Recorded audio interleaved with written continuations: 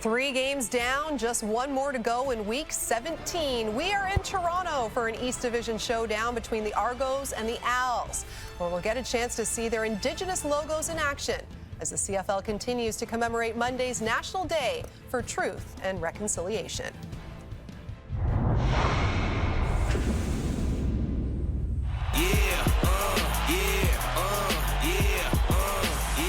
Wait a minute, get it how you live it. 10 toes in when we standing on business. I'm a big stepper, underground methods. God not, get the more. A deep shot, why not? Rambo's got it. Pushing culture, baby, got that powder you can measure. Walks it in, touchdown Montreal. Cody Fajardo does it again. With the big dogs, the laws loyal with me, we ain't got a cow. Zelly on silent with the product and the pill loud. That's how you make the money pop for everyone involved. And if you don't deserve a cut, then we gon' cut them off. They try and push me, then they try and pull me.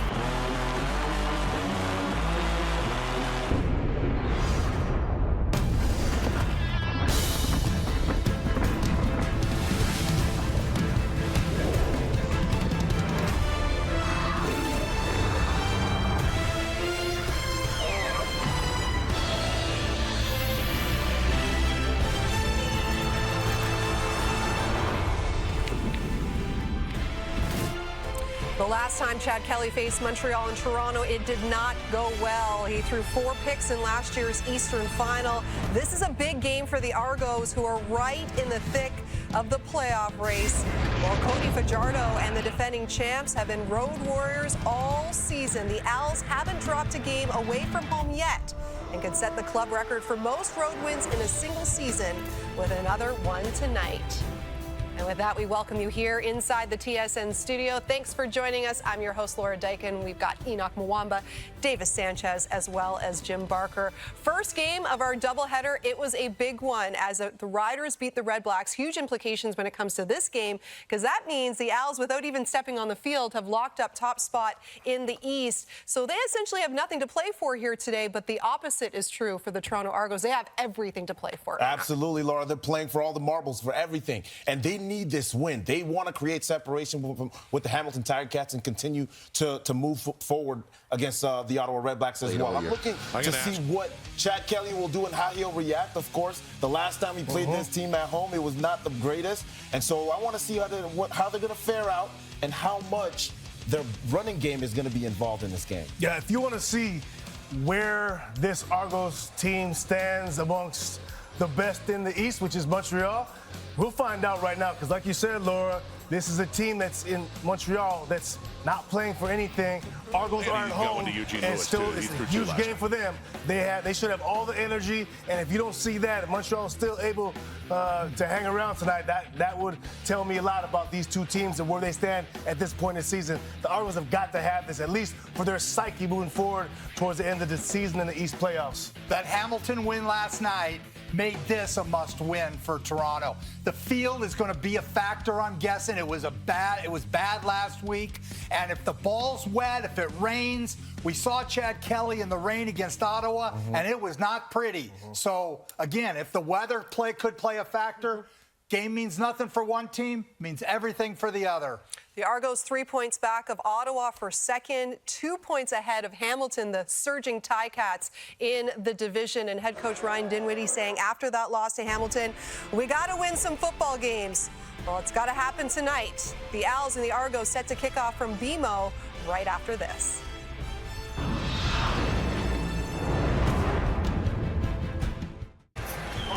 Thank you, Laura. As you mentioned, the CFL continues this weekend to recognize the National Day for Truth and Reconciliation. It's a wet night here in Toronto, down by the lake at BMO Field, raining here on the natural surface for the third meeting of the season between the Alouettes and the Argonauts. Each is one in the other's building, Dwayne. And yet for Montreal, their last road loss a long time ago was here over a year ago. A couple of days after that loss, they went out and they signed Darnell Sankey. He continues to be a big difference maker for the Owls. Yeah, maybe proven to be especially a good luck charm on the road where they haven't lost since his acquisition. Sankey, obviously an impact player, part of arguably the best linebacking core in the Canadian Football League. He's the man in the middle. And then his counterpart for the Toronto Argonauts as well, one of the best in the business. The guy who brings the energy, brings the enthusiasm to that Toronto Argonauts defense. Wynton McManus, back and healthy for the stretch run for the Argos. Ryan Dinwiddie, 3 straight years as a head coach in Toronto, all 3 finishing in first place, but not this year. That has been confirmed. In fact, they're still trying to get a playoff spot. Hamilton winning last night to close to within 2 points of that last playoff spot in the East. And Jason Moss leading the Alouettes, confirmed with the Ottawa loss earlier today to first place in the East. That's the first time for Montreal since 2012. So they know they will be hosting the Eastern Final. They have 4 games to go. There's Cody Fajardo warming up now. And we saw last week, Dwayne, in that Argos Ticats game, the slick field conditions on the natural grass at BMO Field. You wonder about the same with the rain pouring down. Yeah, especially with it coming down so early. It's all about preparation. You know, guys were out early, checking out the conditions and so on. Hopefully making sure they've got the proper footwork. We saw last week in the Hamilton-Toronto game a number of players having to, whether it was adjusting their footwear, changing their tape jobs, their spat jobs on their shoes as the game went on. Hopefully everyone's prepared for the get-go from this one and they can just focus on playing football on both sides. Montreal won the toss and they have deferred, so the Argos with Janarian Grant back who will get the ball first. The previous 2 meetings, first it was here in week 4, the Alouettes won 30-20, and then 2 weeks later in Montreal, the Argos handed the Owls their first loss of the season, 38-17. We're underway at BMO Field off the foot of Jose Maltos. And it is Deontay McMahon with the ball across the 30, across the 40, and he is tackled there. Tyrell Richards and Chad Kelly comes on. The Argos coming off a narrow loss in a walk-off to the Hamilton Tiger Cats last week. Kelly 17 for 26 for 255, a touchdown and a pick. Yeah, obviously looking to overcome that loss, and whether it's in Chad Kelly's mind or not, certainly in the minds of many other people around the CFL, how he's going to respond facing the Montreal Alouettes on this field, where he struggled mightily in the Eastern Final a year ago. They were 16-2 going into that East Final.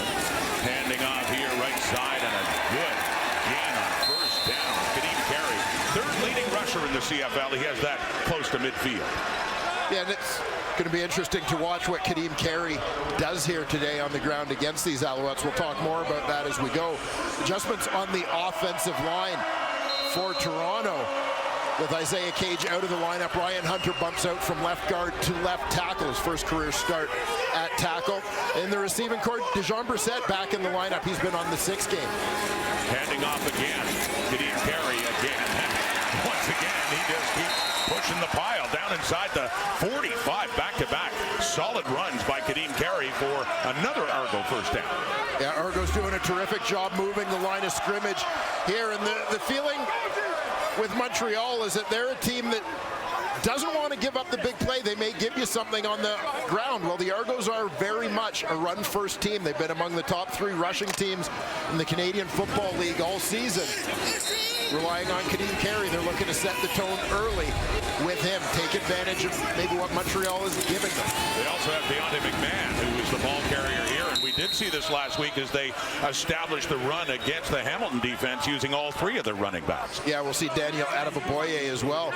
Take a look at the Montreal front. Antonio Moultrie gives them a little bit more size in that front 7, a bigger guy at about 280, playing that defensive end spot. Tyrese Beverette, arguably the most impactful player in the Canadian Football League this season. This guy makes a difference all over the field every time out. Marc-Antoine Dequoy, huge interception, set the tone in the East Final round. Running again, 4 straight running plays, 2 by Carey and now 2 by McMahon, and another rushing first down. And that's inside the 30 as they just keep grinding it out here at BMO. Yeah, little question as to what the Argos game plan is coming into this one. Absolutely pound the rock, set the tone physically. Kelly yet to throw a pass, keeping it on the ground. Another running play for the Argos. And that is Dan Adebaboye. So, yeah, just like a week ago when we thought they'd run a lot. Ultimately, they bailed in the running game later in the game. But we've seen all three of their running backs get some business. Yeah, they absolutely started in similar fashion last week. But right here, first series of the ball game, 3 different running backs carrying the ball already. No pass attempts for Kelly. Dan Adebaboye, third year out of Bryant, stays in the backfield. Finally a throw. That's complete. No, it isn't. David Unger had it in his hands, tried to turn around and dropped the football on that first passing attempt by Chad Kelly. And now, after that impressive drive, they're faced with a third down and a field goal situation. Yeah, newcomer Lorenzo Burns in the secondary arrives to separate Dave Unger from the football. Lirim Hajrullahu, 41 of 45 in the season. This one, a 32-yard try, a little closer to the right hash. For the opening points of the game, Hajrullahu sends it through. Argos started the game with the ball and marched it down, scored 3. So over to Cody Fajardo now. See what the Alouettes can do. Keep the road unbeaten streak intact. Jason Moss's Alouettes have not lost a game on the road this year. Far and away, look at the dominance, Dwayne. 6-0-1, the one little blemish, a tie in Calgary a couple of weeks ago, but no other team in the league has a winning record on the road. Yeah, remarkable. Nobody with more than 3 wins on the road. The Alouettes with twice that, and that undefeated record. Just another impressive stat for the Montreal Alouettes since September of last year. September 9th, to be exact, right here at BMO Field. Last time they lost on the road. Cody Fajardo. First play from scrimmage for Montreal. It's caught to by Keon Julian Grant coming back to the ball.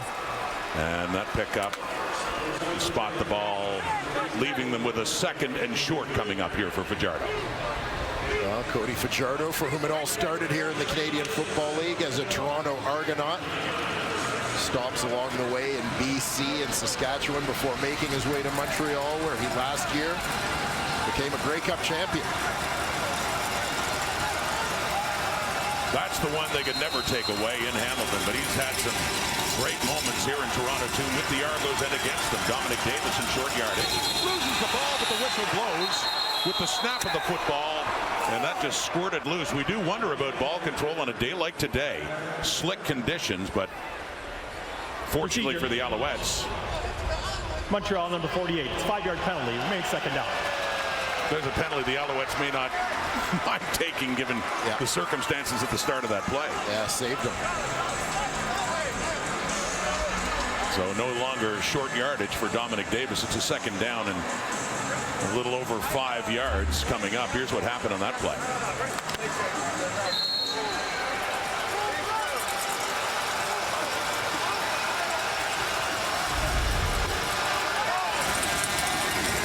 Second and 6 now. Fajardo back in. Low snap, tossed inside.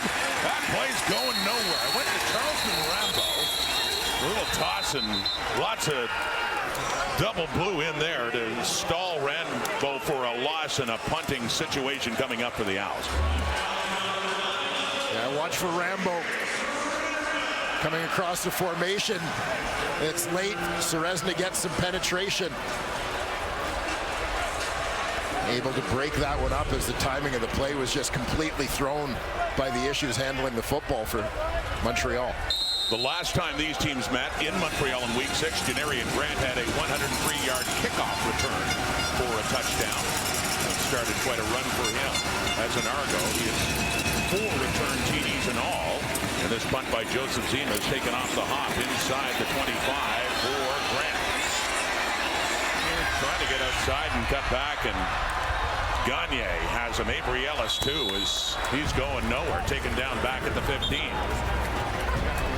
Wet, soggy, and the natural grass at BMO. Matthew Shinetti's going to have more on that coming up here at BMO.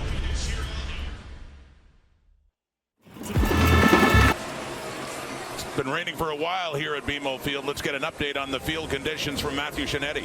Well, we've got weather, Rod, and well, we've got a field that in a week the grass isn't going to grow in those divots, and you're going to see on the field tonight a lot of pierced turf here, and it's going to be the battle of the 7 studs. Both teams are wearing 7 studs on their cleats, but is it a short stud or a long stud? You want to make sure that you're not getting stuck in the turf, which you might with a longer stud. So we're looking at both teams pregame. They were putting their shorter studs in, but we saw Deontay McMahon in that opening kickoff take that slip. We might be counting them tonight, Rod. And Matthew, we remember last week against the Ticats without the rain, how slick that field got. Pretty chewed up by the end. So Argo ball from their 18 back to the ground. They ran a lot in their opening possession. That's Gideon Carey with the football and picks up about 4 or 5 more yards for the Argos. The varieties of different footwear is the league has evolved and fields have evolved to basically everywhere except Toronto having field turf. A lot of times guys have less of a selection of shoes in their lockers. In the old days where you practiced on grass, played on AstroTurf, artificial turf, had grass in Edmonton, you typically had a lot more selection in terms of what footwear you might go with. 2nd and 6, intercepted, thrown right to Deontay Ruffin, the interceptions leader of the Alouettes, and he's still going down to the 15, the 10, and a big defensive play for a team that is used to making them. And a nightmare for Chad Kelly too, as sees the Alouettes intercept one of his passes and set them up in great shape. Yeah, Argonauts already backed up in their own territory. We'll get a great look here from the spider cam at what Chad Kelly sees. Just an overthrow. It appeared he was looking for David Ungerer there. The ball sails on him. Into the waiting arms of Deontay Ruffin. And for Ruffin, that's his 5th interception of the season. He leads the Alouettes. The last time Kelly faced the Owls was the East Final last year. He was picked off 4 times. Montreal's in business. It's a 1st and goal just inside the 10 for Fajardo now. Looking off to his right. It is caught, and it is a touchdown for Walter Fletcher. So just like that, the turnover and then the points off it as they cash in on the pick by Deontay Ruffin. Walter Fletcher is just going to free release from the backfield. He's on the hash mark behind the quarterback. Free release to the flat. Quick shot on the money for Cody Fajardo. Fletcher fighting past a couple of defenders at the goal line to make it count. 6th touchdown of the season for Fletcher. He is 3 rushing, and then that 3rd one receiving there with Jose Maltos on now for the point after try. This Alouette team, in terms of the standings, no longer has anything to play for. You wouldn't know it at this point. With that one hitting the upright and bouncing through. So it is another point of the board in the narrowest of ways for Maltos, but converting on the Fletcher touchdown and cashing in on the Ruffin pick. And it's now Montreal leading it.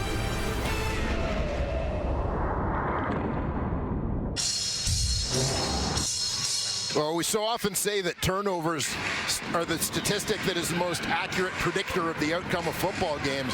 An early one here for the Toronto Argonauts, a demonstration of why. Deontay Ruffin with the pick to get things started.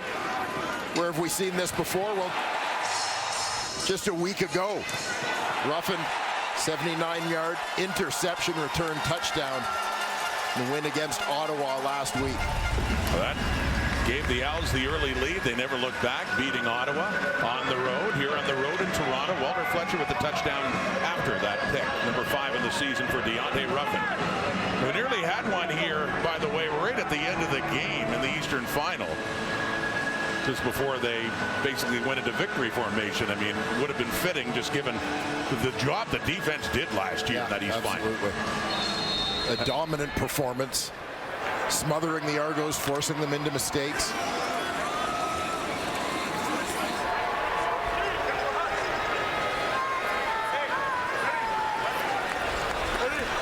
Well, the Argos have seen this before to Montreal. Maltos to kick it off. Little short kick, trying to catch him napping. It's too much on it. It's too much. David Dallaire chasing it, but nobody touched it. It went out of bounds, and the Argos will have great field position the start. Kickoff. Montreal number 72. First down, Toronto at the point where the ball went out of bounds. Yeah, I like the thinking with the call at that time from Montreal. Let's try and really catch Toronto off guard, continue the momentum. And you just wonder, again, if the slickness of the field led to this one skidding out of bounds a little bit more quickly than it might have, preventing David Dallaire on the outside from getting to it. You see special teams coordinator Byron Archambault, the Montreal Alouettes. So 1st and 10 from the Alouette 48, Kadeem Perry. And he grinds it down to the 40. So, hey, the Alouettes, they get the lead off the turnover and just trying a little trick. And the Argos, in this situation, up by 4, doesn't pay off. And see what the Argos can do with the good field position. Yeah, and, you know, the key for the Toronto Argonauts is really, in my opinion, remaining committed to that run game. Because a lot of what Montreal's premise is, and the first series sums it up, is that not every run's going to go for more than 5 or 6 yards. Handing off, this time it's Deontay McMahon in, and he is a good pickup. Cuts it back to the right, has the first down, has it down to about the 32 of the Owls. So yeah, that's the one thing really going well for the Argos as they trail in this game, is how well they've been running the football, and not just with one running back. Yeah, and they've got to keep running it. As we'll take a look here at the cutback from Deontay McMahon. He's going to start off to the left. You see the whole offensive line flow going that way. Montreal over pursues. McMahon takes advantage and cuts it back. But you think on the first series, they have success running the football on all those plays, but as soon as they get into 2nd and long. And now it's Dan Adebaboye, so using all 3 again in the drive, although this time he's met with a wall right up front. Derek Wigan there and not going anywhere, but yeah, using all 3 again.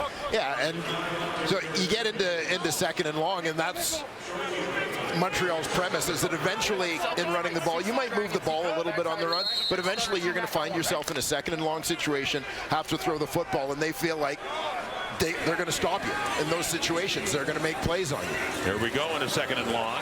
Just round the 30. Kelly. Down to an open receiver inside the 10. It is caught. It's Tavares Daniels, who had a big game last week, losing narrowly to the Hamilton Tiger Cats, but Daniels has it, and it's a 1st and goal coming up here for Toronto. Big play on 2nd and long here. Chad Kelly under pressure, but keeps his poise, shows some patience. Tavares Daniels slips in behind the linebackers in front of the DBs. Kelly finds him. And Mackay Polk gets that as they run tempo. They go quickly, and Polk has it, takes it down just inside the 5. It'll be a 2nd and goal coming up. Polk's had touchdowns in back-to-back games last week, and then at BC Place before that. And for Daniels last week, 4 catches for 118 yards, including a 66-yarder that led to an Argo touchdown and the lead at the time over the Ticats. Adebaboye cuts it right back to the left, and they blow the whistle. He was down.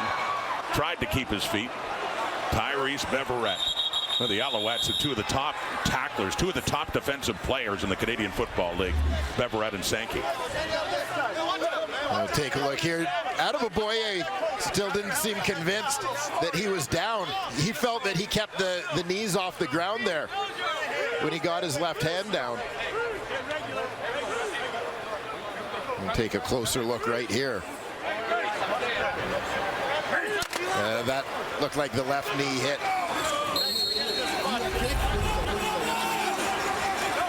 3rd and goal. Argos are going for it. Or are they? Just trying to draw him offside. Waiting for the snap of the ball, and yet to come. Play clock down to 5 seconds. And Kelly tries again. Looks like they're going to be settling for a field goal. They let it run down.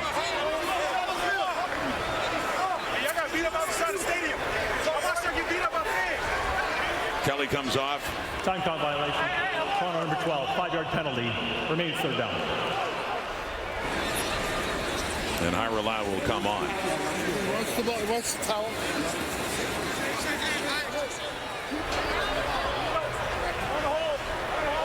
Looked for a moment that Darnell Sankey might have been a little bored with what Chad Kelly was trying. Yeah, I think he was suggesting he has seen this tactic before. He's seen it before. The Alouettes weren't biting there. Ira Loud. Go 2 for 2 in that short one. So 3 more on the board. Darnell Sankey.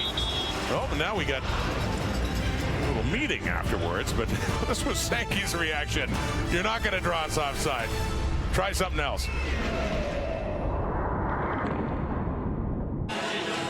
Monday is the official National Day for Truth and Reconciliation, something that the CFL has been recognizing this weekend as we send it back to Matthew. Last week, Rod, Winton McManus and members of the Toronto Argonauts and our own CFL on TSN, Enoch Mwamba, went to the Mohawk Institute in Brantford, Ontario. For 150 years, that was a residential school where so many atrocities were committed against First Nations children. In 1970, it closed and became the Woodland Cultural Center. Then, 10 years ago, the building started to come apart, but the communities of the Six Nations wanted to restore the building as part of the Save the Evidence campaign. Everyone who went on that trip told me you can feel the dark history inside that place. But also when you're walking around, you can see the truth of the residential school system. Rock. Matthew, a day which honors the children who never returned home and survivors of residential schools as well as their families and communities. Thank you. 1st and 10 for the Montreal 40. Alouettes. It's Julian Grant. And he's tackled shortly after by Tavares McFadden. This is after the Argos settled for 3 more and cut Montreal's lead to 1. Yeah, nonetheless, good response drive for the Toronto Argonauts after what could have been a big momentum shifter with the interception and the quick touchdown by the Alouettes. Argos taking advantage of that short kickoff by Montreal, short field. So 2nd and 7 now. The Alouette 43. 4 receivers out to the left. That's where Fajardo's looking. Pump fake. Steps up, wants to take off now, and he does. Takes a hit, and he gets it up across the 45. Still a few yards shy of a first down.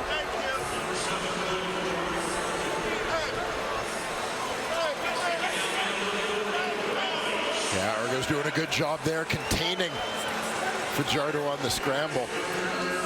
Forcing him up the middle, rallying to the football.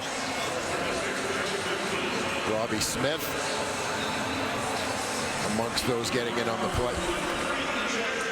In his 5th year at Laurier, in the Grey Cup of the Argos in 2022, Joseph Zima, the punter for Montreal, standing inside his 35 for Janarian Grant. We'll wait for this inside his 20. Grant takes it back to the 15. And good coverage on teams again by the Alouettes. Alex Gagne, the veteran, in there. Chad Kelly, to look back at the last time he faced the Alouettes in the East Final here last November, and that was really the turning point of their opening drive, moving down the interception for a touchdown by Marc-Antoine. Yeah, seemed to change the game right off the bat. The Argos were doing well offensively, and then that play came second half. They hit a stretch where they really struggled, and that included Kabian Ento pick 6. Again, dominant performance by the Montreal Alouettes defense that just seemed to be in Chad Kelly's head on that day. Well, if you factor in all the turnovers on downs as well, 9 times Toronto turned the ball over in that day. And the flag is out for apparently a face mask on that run by Kadeem Carey.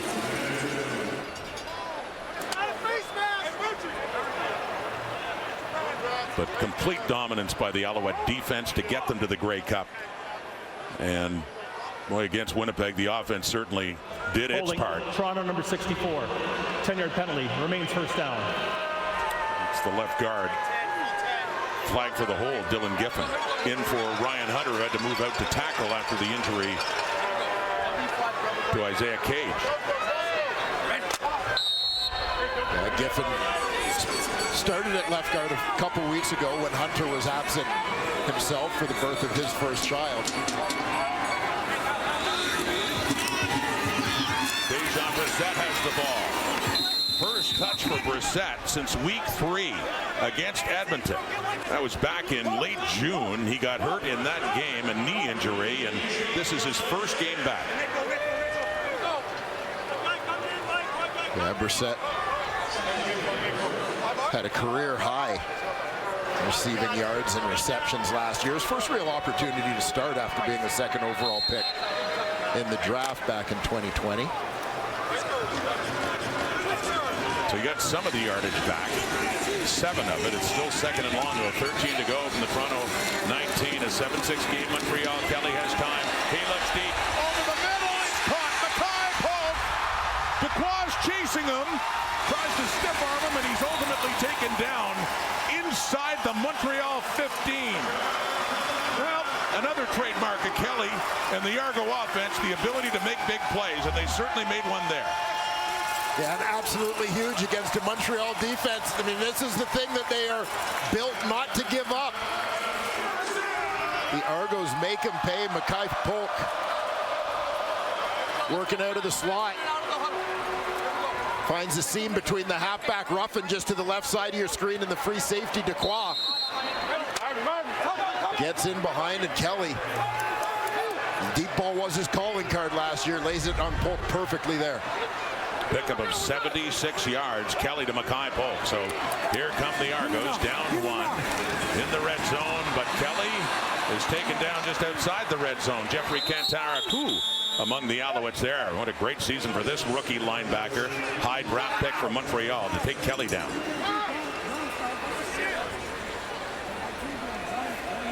Yeah, things a little slow to develop there in terms of the pattern. Chad Kelly didn't have anywhere to go with the football. Here we go, base. And the Alouette defense gets there. Cantaracu just snugged up into the line. 2 blockers for 3 rushers on that right side. So second down and 17 all of a sudden. Kelly on the run again. Pointing, looking, end zone, deep. It's caught, but it's outside the back of the end zone. Tommy Neal had it, but it gone too far.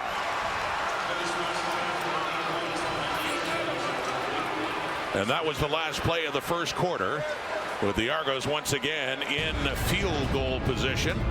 They'll start the second looking to take the lead over the Alouettes, who cashed in on the interception by Deontay Ruffin and a touchdown for Walter Fletcher.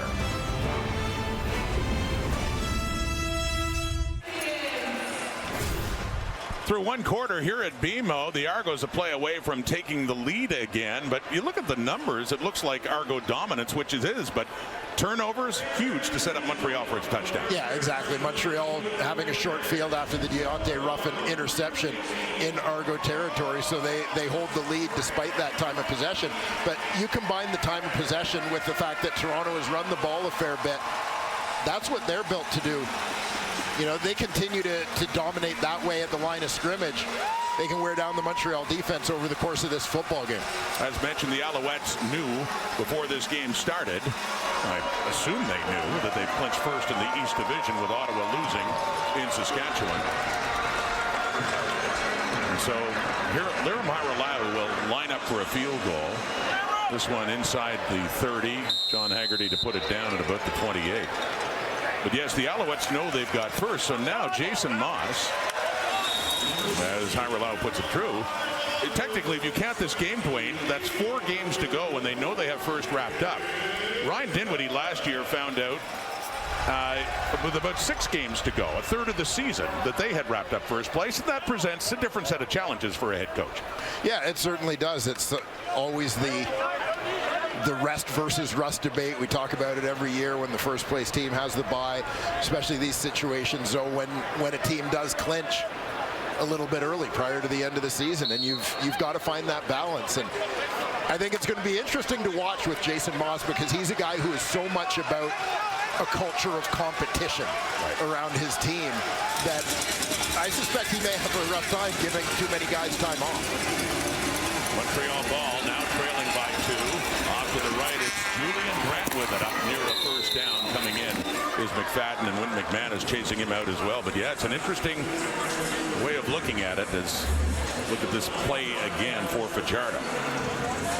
Well, we know Julian Grant is terrific after the catch, a guy that Montreal will so often get the ball in his hands close to the line of scrimmage. This part of one of the contributing factors in Cody Fajardo's great completion percentage is he has had guys like Julian Grant, Tyson Philpott, another one obviously on the injured list now, but has been a big part of this offense that can make plays make people miss after that catch. Dominic Davis, ball comes out, and it belongs to the Argos. It was a short yardage try for the Alouettes, and more evidence of the slick conditions. We saw one squirt away from Davis earlier. They were saved by a penalty, but this time Benji Franklin coming in just couldn't find the handle on this ball. Yeah, just didn't get it cleanly. Pops out to Davis's right. Benji Franklin coming off the edge for the Argos. Gets himself a gift. So now 1-1 on the turnover scoreboard, and the Argos will try to do what the Alouettes did when they had coughed it up, take it in for a touchdown.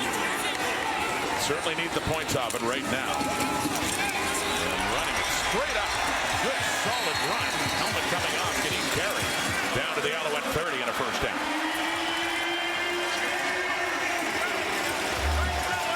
When we talk about gaps, inside gaps, A, B, that second gap between guard and tackle.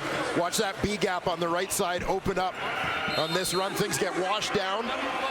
Tackle Dejon Allen closes it up. Kadeem Carey doing what he does best, just getting downhill, running north-south. Good hole opened up on the right side of that line. Carey runs right through it. Play action fake. Kelly rolling to the right. A flag comes out. Hits the target. Coxie as he's sliding down, though, falling as he was trying to catch it, and that's incomplete.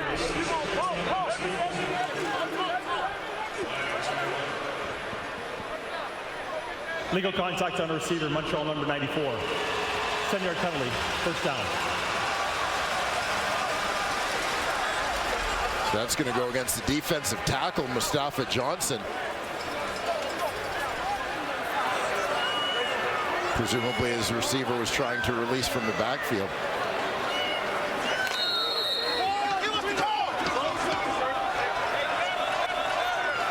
So first and 10 down to the 22. Handing off. Carey again. Fighting and breaking tackles. Picks up a hard-earned couple of yards there for a second down and long coming up.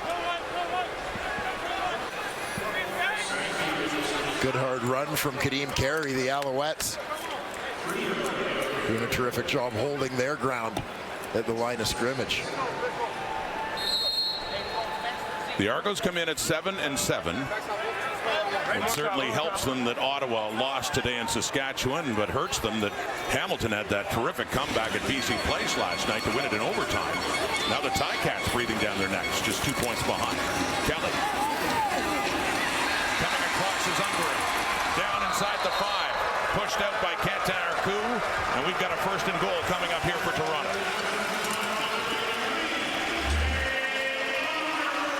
And take a look at this one on left tackle, Ryan Hunter. A little different footwork, but watch the quickness as he gets out there to wash the rusher past Kelly. Again, Hunter usually a guard, one of the top guards in the Canadian Football League. Asked to work out in space at tackle on this one. The running back is out of Aboye. It's a first and goal at the 3. He has it. He spins. And he keeps pulling his way down to about the 2. And that's about it. Second and goal coming up. And Isaac Adeyemi Berglund lamenting the fact they could have had him further back. Get a great look here at the physicality at the line of scrimmage.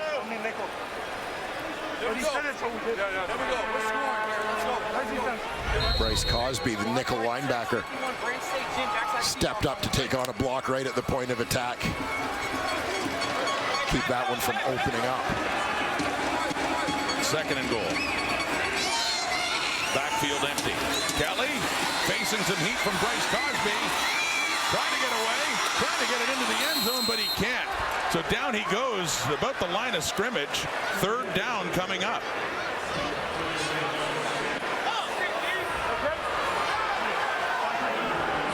Field goal unit coming on. Yeah, nice effort by Chad Kelly here, but a little like a video game character that ran out of lives. There he's on his second, his third, fourth, and fifth. Darnell Sankey bringing him to the turf. So Lirim Hajrullahu, who's 3 for 3 on the night already, this will be put down right at the 10. They wanted the touchdown, of course, but they need points. Can't afford to mess around with this. Needing a win, Hajrullahu puts it through 4 for 4. So they increased their lead to 5. Thinking it could have been more, getting so close to the goal line. But Kelly just couldn't get away. Sankey makes sure of that.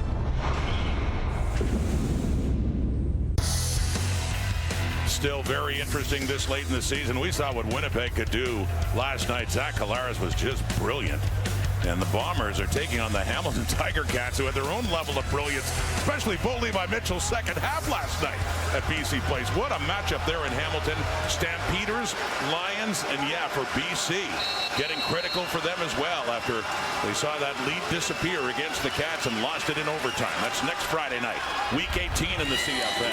Alouettes, they're down 12-7, and that is Tyler Sneed, recently returned to the Montreal lineup after he was injured an opening night in Winnipeg. Yeah, it's been that revolving door through the receiving corps for Montreal this season. Both Sneed and Keon Julian Grant returning a couple of games ago. There's Austin Mack and Tyson Philpott, the latest Owls receivers to go to the injured list. Sneed, obviously a huge part of Montreal's Grey Cup run last year.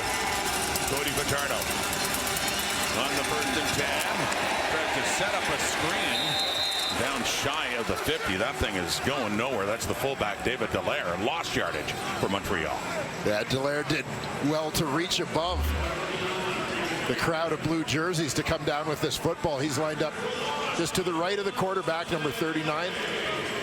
Fullback in the ball game.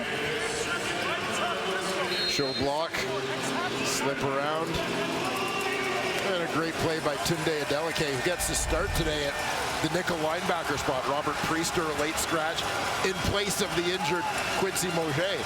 The versatility of Adeleke, Carleton product paying off. 2nd and 13. And dumps it off there to Reggie White. And he does pick up a few yards. There's Adeleke again, wrestling him down, but it'll be a 3rd down coming up here, and the Alouettes punting unit coming on. I thought Tunde Adeleke was a rather astute free agent signing by Toronto this offseason, having spent the last few years in Hamilton, originally a Calgary draft pick back in 2017. They had Royce Mechie at free safety, but Adeleke has shown he can play different positions on the back end. Made a number of starts at field half for Hamilton in his career, playing nickel today. Could play field corner for you in a pinch as well. And remember, Adeleke and Mechie were on the depth together in Calgary at safety with the Stampeders before Adeleke went to Hamilton. Here's the punt return now from Deontay McMahon. Up around the 20. Argos lead it by 5. Rain slowing down here in Toronto.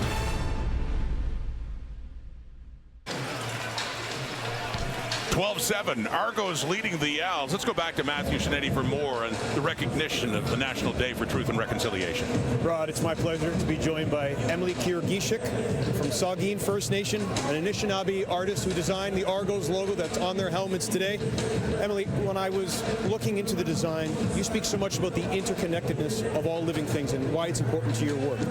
What do you want to express through this logo? I want to express that we're all connected in one way or another, and the only way forward is together. In terms of being together, when we're on this path of truth and reconciliation, truth is important and it comes first. What does it mean to you to know that this symbol is on the helmet of the oldest professional football team in the world? And what does it mean about getting maybe just a little step closer to that truth? It's very meaningful because this is true, authentic Indigenous storytelling and representation. This is something that we've needed for a long time. I never saw myself represented in the media when I was growing up, and to see it now and to be able to show that through my art is very meaningful. And it is a good step forward for truth and reconciliation because we've brought so many people here together. I've brought so many people from my community and other communities across Ontario, and people are tuning in across the country. And so for them to see the logo, I think it's awesome. Yeah. Emily, thank you very much. It's my pleasure. Thank you so much. Thank you, Matthew and Emily. And more running here for the Argos, who are running the ball at about a rate of 2-to-1 compared to how much they're passing it right now. Yeah, and again, it's about knowing your opponent and feeling that this is their greatest advantage against an Alouettes defense that makes so many plays against the pass. And I mean, not to suggest that they don't against the run, but it's guarding against those big plays. You've got to try and soften them up with the run if you're going to throw over the top. Faking the run, throwing it out to Deontay McMahon, who has to turn back, go the other way. And he's got something going with this. What a play by McMahon as he gets some blocking and he works his way all the way down around the 35 of Montreal, and a flag coming out late as he's taken down. But talk about making something out of nothing, as they had everything off to the left side all sealed off. And this is the thing that the Toronto Argonauts loved about. Face mask on the tackle. Montreal 15 yards out of the end of the play. First down. Deontay McMahon, when they brought him in last season, this playmaking ability, a little jitterbug in the backfield. And that ability to make people Face mask miss. is on 37 Montreal, 37. So they call Wesley Sutton taking McMahon out on a face mask call. It gets down to just outside the 20 now, and that big pickup by Deontay McMahon. A 1st and 10 for the Argos, up by 5. And offense has been on the field an awful lot in this first half. Dan Alouettes, the ball carrier, to pick up a couple there. 2nd and long coming up here for the Argos. Still without a touchdown in this game. Just take a look back at the tail end of the Deontay McMahon run. Wesley Sutton finally tracks him down, but you saw the left hand catch the face mask.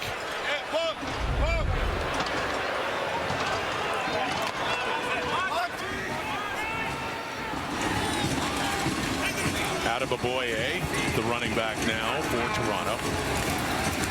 Stays into block. Flag comes out. Intended receiver is Coxie, and Sutton is right there, but a flag out just as Kelly was getting rid of the ball.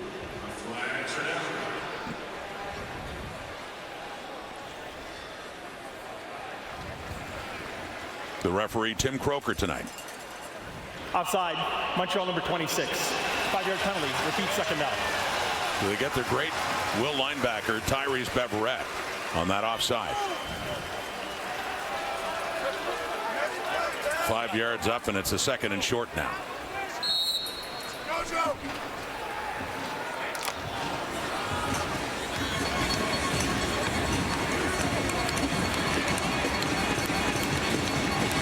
Second and 3. Montreal 14. Alouettes. He breaks through. Down to the 5, and a 1st and goal coming up again for the Argos.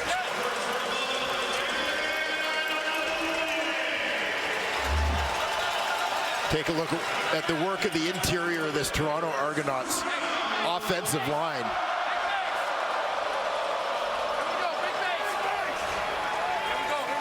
Getting the job done. Peter Nicastro at center.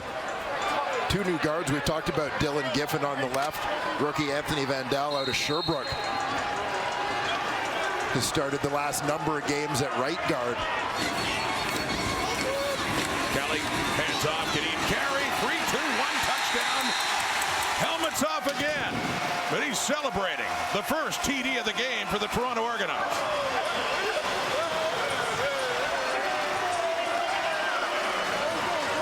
And touchdown number 6 on the ground for Kadeem Carey, and this is first year with the Argos.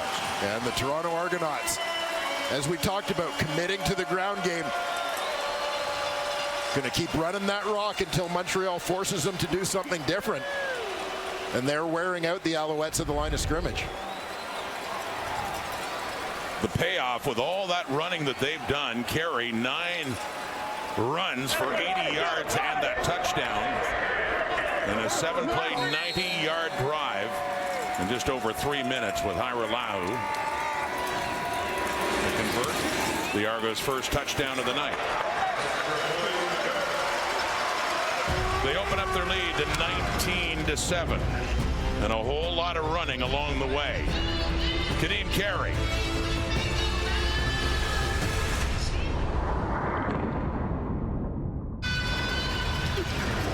Well, the story of this game so far has been what Toronto has been able to do on the ground, the rushing attack. 3-headed monster, but led by the Argos starting running back, Kadeem Carey. just crossed the line for their most recent touchdown. He has been on fire from the word go in this one. You know, we often talk about guys who are party starters on defense. Kadeem Carey is that guy who brings the energy for the Argos shout out own. to my mommy, love you. Obviously, wifey, kids. I went for you, man. Finally got in there. Long day, though. We got to break that thigh out. One of the happiest guys you ever talk to in your travels in the CFL, too. That helmet, by the way, just doesn't want to stay on. Here's James Letcher, and a flag comes out on the kick return. And that's Fraser Sopek on special teams, but also prominent on that Argonauts defense this year with that special teams tackle. Illegal block, Montreal number 49, 10-yard penalty, first down Montreal.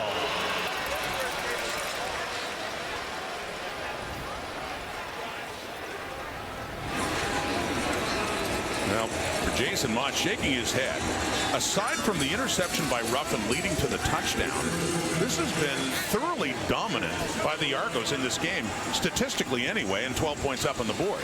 Yeah, I mean, everybody comes in with a game plan. They can't all work out perfectly.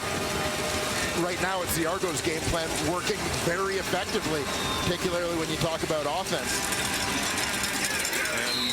Among the stats that are really one-sided is the running game. The Alouettes run there, but they haven't had much success with it. Before that play, the difference in rushing yards was 155 to 3 in favor of Toronto. And again, it's that combination between how Toronto is moving the ball offensively, and you talk about the run game, the physicality, etc., but also the fact that they have been on the field so much and kept Montreal's defense on the field a lot. The Owls need a drive offensively. Trying to get something going here as it floats. A flag comes out as Fajardo got rid of it, intending it there for Colt Speaker, and it heads out of bounds. That was on a 2nd and long, so pending the flag, we could have a 3rd down coming up here against the Owls.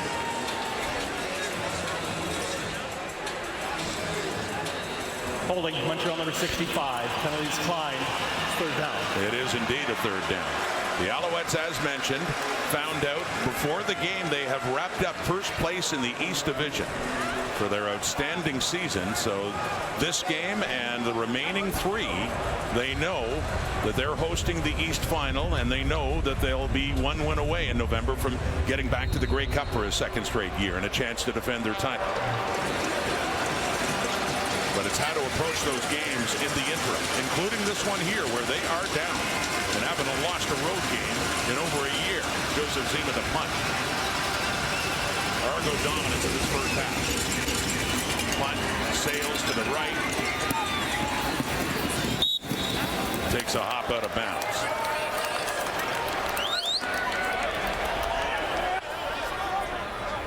Kadeem Carey, former Calgary Stampeder. He comes over in free agency, and yeah, cash and carry, making the most of his time in double blue. And if you look at the projections, he's on pace for career highs in both carries and rush yards. Yeah, you heard Kadeem Carey allude to the fact that he wants to get that 1,000 mark, reach that milestone. He's well on his way, off to a terrific start. In Toronto 42. That one is knocked down. At first, it was Bryce Cosby jumping up in the passing lane of Chad Kelly, who pulled it down and tried again, and it was still knocked away. 2nd down. Well, here's one of those 2nd and longs that the Argos have done a decent job of avoiding. We'll see what Montreal shows them here.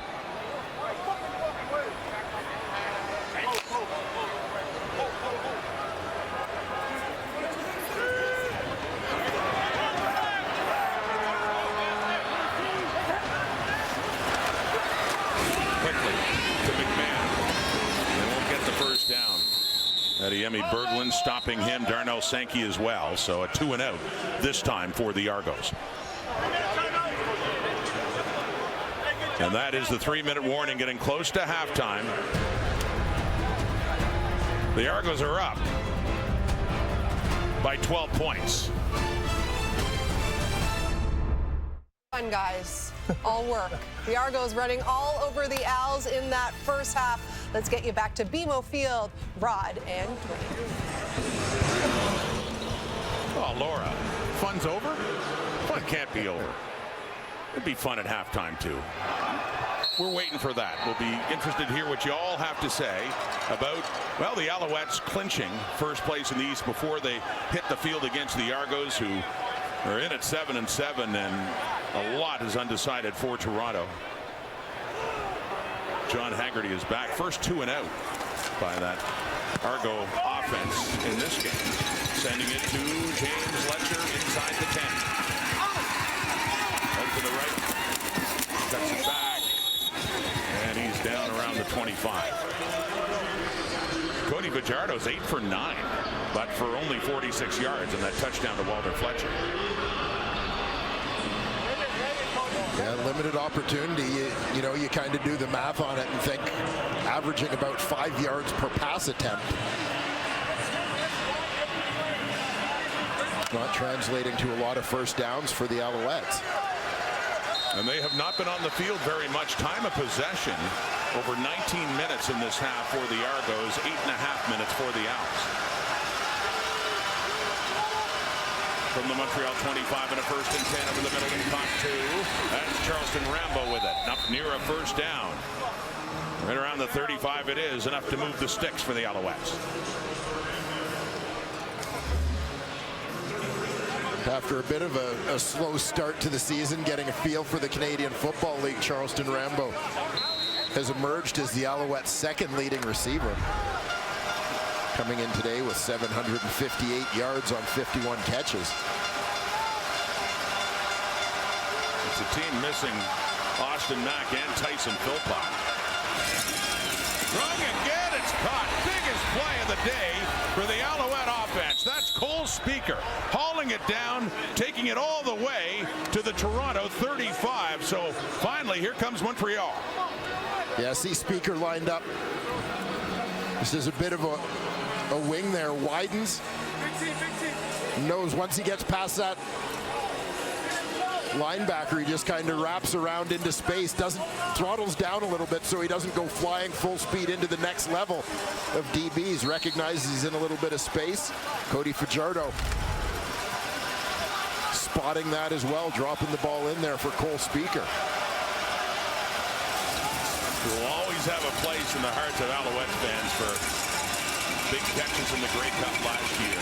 Fajardo, deep right, open, touchdown! We were just talking about Cole Speaker, but a flag is out right back near the line of scrimmage.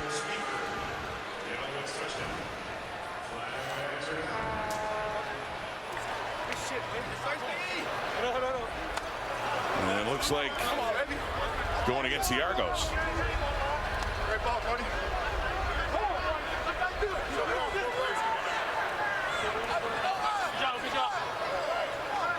Major foul roughing the passer. Toronto number 48. That 15-yard penalty will be applied on the kickoff. Touchdown is good.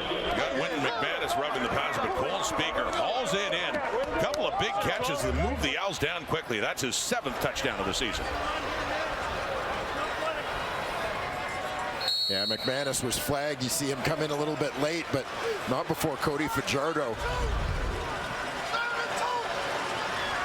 whose ability to throw the deep ball has often been questioned over his career. I'll tell you, that one was right on the money. Just a beautiful pass by Cody Fajardo. Touchdown pass for him on the season is number 14. And number 17 there. Speakers mentioned 7th touchdown, and this one gets Montreal right back in this game before halftime. Yeah, and you caught a little pump fake there.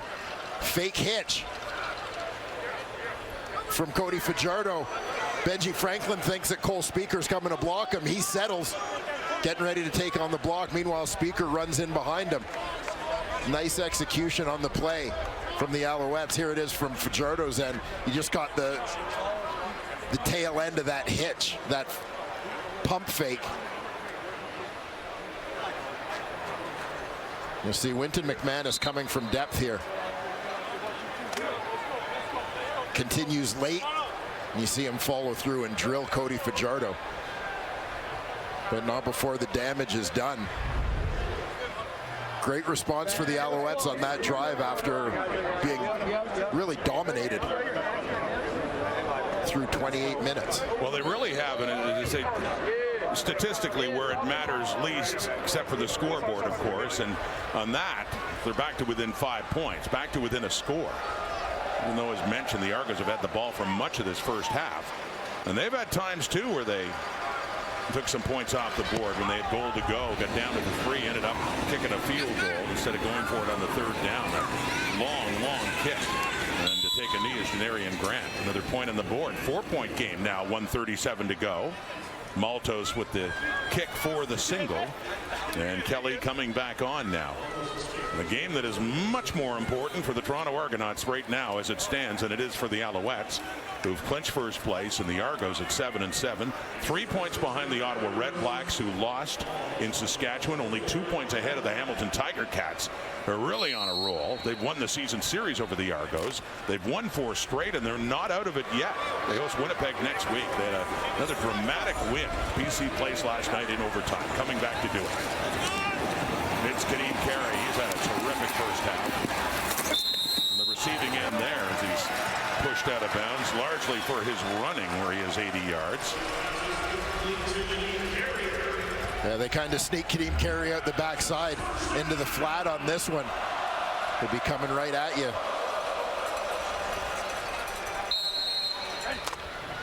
Alouettes kind of late to pick him up.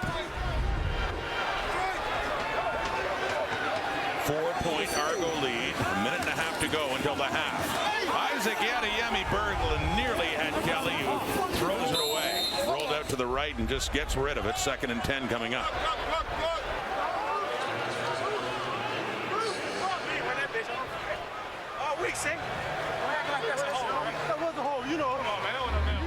Yeah, you can see where the pressure comes from here as the tackle. Allen is going to widen. 3 rushers coming on that right side, including the linebacker Cosby looping to the inside. He's the one that forces Kelly from the pocket. Wise decision by the Argo quarterback to airmail that one. 2nd down. Pressure coming, gets rid of it. Caught. And Daniels has it at about the 50 as far as he got. It'll be 3rd down coming up. Punting unit coming on, and John Haggerty. And the Alouettes will still have a little bit of time left before the end of the half. Laura Dyken, Enoch Mwamba, Davis Sanchez, Jim Barker. Are you as surprised as I am that Laura keeps letting Kate talk her into babysitting these guys? Well, you know, Kate needs a break from them every now and then.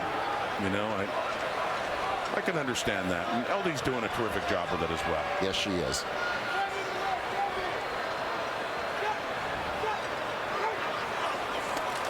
John Haggerty, 2nd in the CFL in net punting average. James Letcher. Oh, he manages to find some room down the sideline. Letcher's still going. Picks up a block. He is gone. Touchdown, Alouettes. Letcher does it again. Byron Archambault, special teams coordinator. Chest bumps for everybody there. Just like last November, when the Argos had momentum, it was Letcher on a kickoff that time to take it away, this time on a punt return.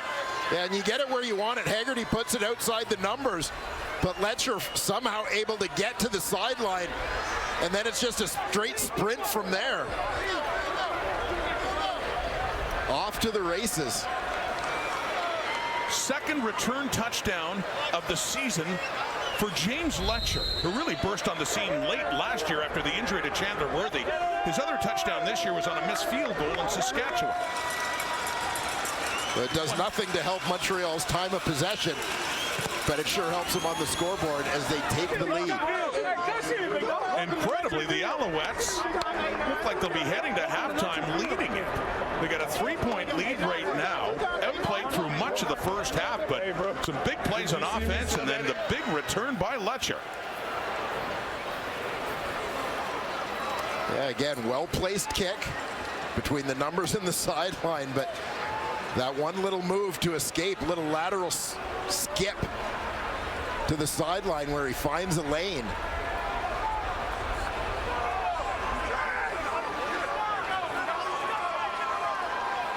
James Letcher had such an impact the second half of last season when he took over as Montreal's return man. Remember, it was all about Javon Leake in Toronto the first half of the year, but it was Letcher in the second half. Well, you talk about complementary football, offense, defense, special teams. Even though the stats, for what they're worth, favor Toronto in this game, they got a big series from their offense just moments ago and a couple of big plays to Cole Speaker and passes by Cody Fajardo. They had the big defensive play. Enjoying the big defensive play, the pick by Ruffin to set up the touchdown, and then special teams. Yeah, both getting it done. The offense perking up in between with a couple of big plays to Cole Speaker to find the end zone. But all three phases definitely contributed to 22 Montreal points in this first half. Deontay McMahon on the return up across the 40. Bear in mind, the Alouettes, we showed you earlier, have that impressive road unbeaten streak. They're 6-0-1 this season. No other team in the CFL is even at 500. Every other team is a losing record on the road, and the Alouettes haven't lost on the road yet. They haven't lost on the road since here at BMO Field on September 9th, 2023, over a year ago. And that was shortly after they lost to the Argos one more time the next week, and then Fajardo and the Alouettes went on a run. Won their next 8 straight, including 3 playoff games and that Grey Cup victory over Winnipeg. Here's Kelly. Deep, late in the half for Coxie, and falls incomplete. 23 seconds on the clock. And for all the Argos have done or seem to be doing, at least in terms of moving the football, have to be in a bit of shock right now to see they're behind by 3. Yeah, the way that the first half of this game has gone, as we've said, far more consistent than Montreal offensively, dominating the time of possession, but a couple of big plays for Montreal, one in each of the 3 phases of the game, really. One on offense, one on defense, one on special teams, all leading to majors. 2nd and 10. Kelly tries to dump it off, and he does nicely to Coxie. Makes something out of this. Coxie, well, at least gets it down into field goal range with 12 seconds on the clock, and Kelly alertly able, when he looked like he was facing the sack, get rid of it. Yeah, fantastic effort here by both quarterback and receiver. Coxie's the outlet. Montreal is sitting so far back because they just don't want to give up a big one right at the end of the half. But nice effort by Coxie after the catch. And Kelly's looking deep. Down the rail on the right, and the coverage is good. He was looking for Coxie again. 3 seconds, so Hairolau is going to have to come out and see if they can tie this game at the half.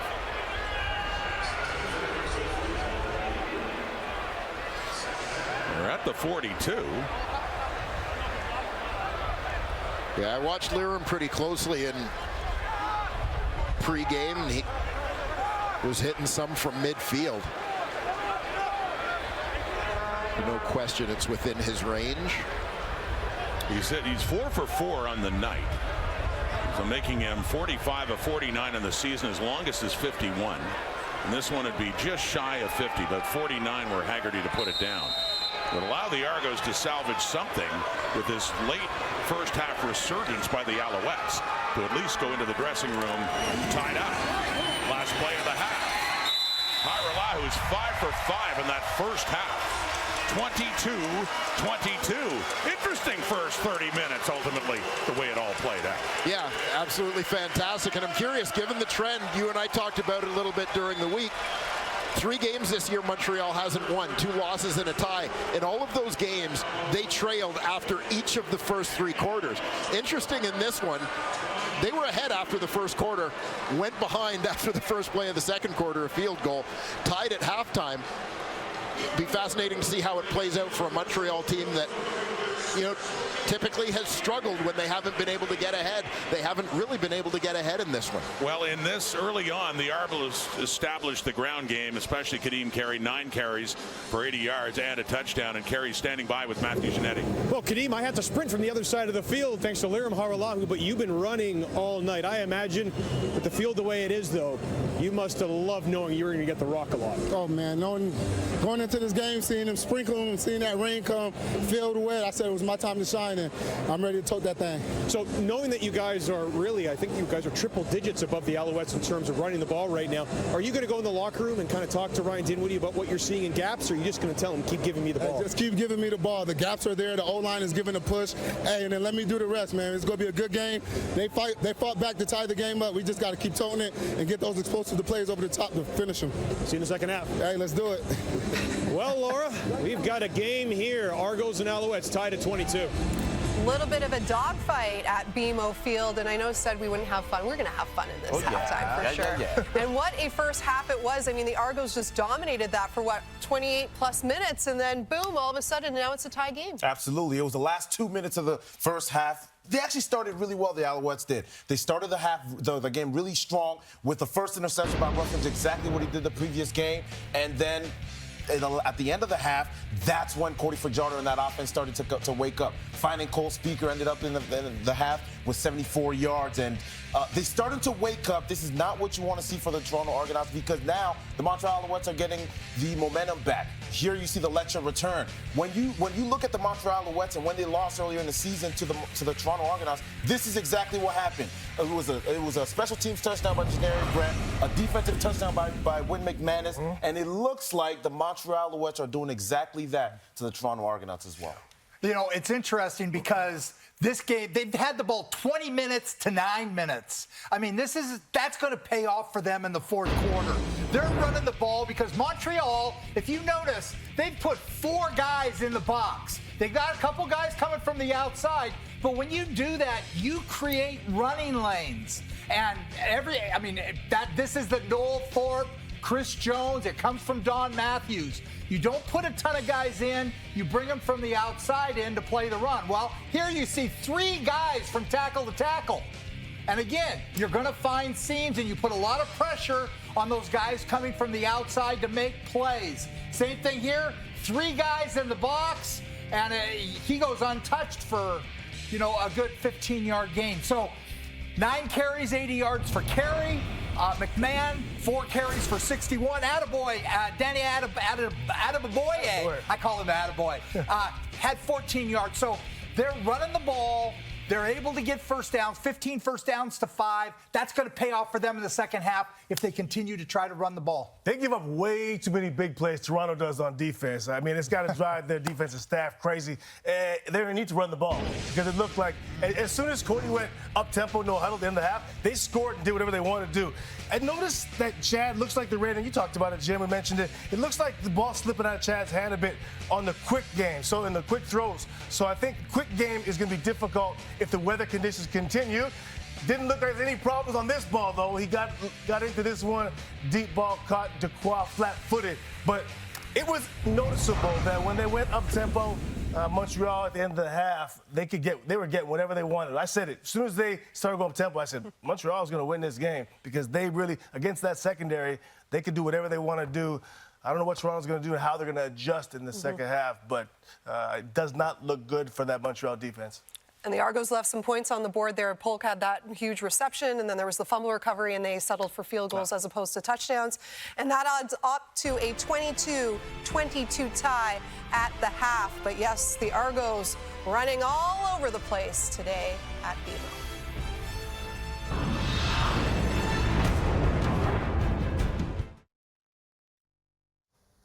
Well, all weekend long, the CFL has been recognizing Monday's National Day for Truth and Reconciliation. And recently, our very own Enoch Mwamba joined members of the Toronto Argos, Tavares Daniels, Wynton McManus, and Peter Nicastro for a tour of the Mohawk Institute Residential School, now known as the Woodland Cultural Centre in Brantford, Ontario.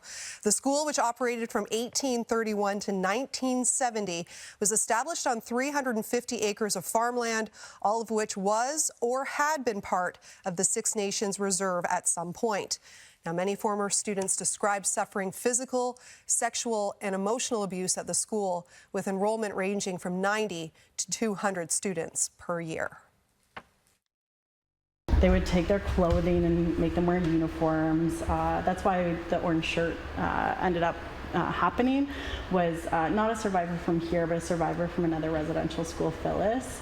She had an orange shirt that was made by her grandmother and was taken from her. And so it was Phyllis that started the whole reason all of us are wearing orange shirts now on September 30th was because of that experience she had.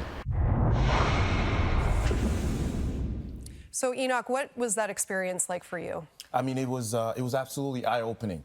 Laura, I got a chance to visit Mohawk Institute, the residential school, with a few of my former teammates as well. And, all of us learned so much about the truth and reconciliation.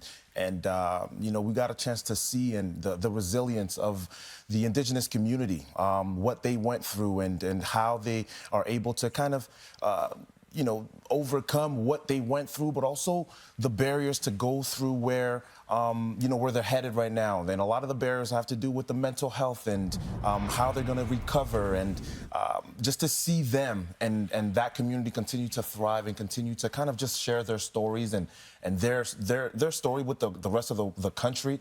It's amazing. And I truly believe, and what all of us were saying is that it's amazing that not just the TSN, but the CFL is doing a great job of utilizing that platform to kind of highlight these artists. All about education and more powerful moments like that. And if you are interested in learning a little bit more, getting a closer look at the tour and an extended view of it, you can keep an eye out for the 4th episode of Toronto Argos Pull Together, which will be available on the team's YouTube page this coming Wednesday, October the 2nd. The second half from BMO Field in this tie game is coming up next.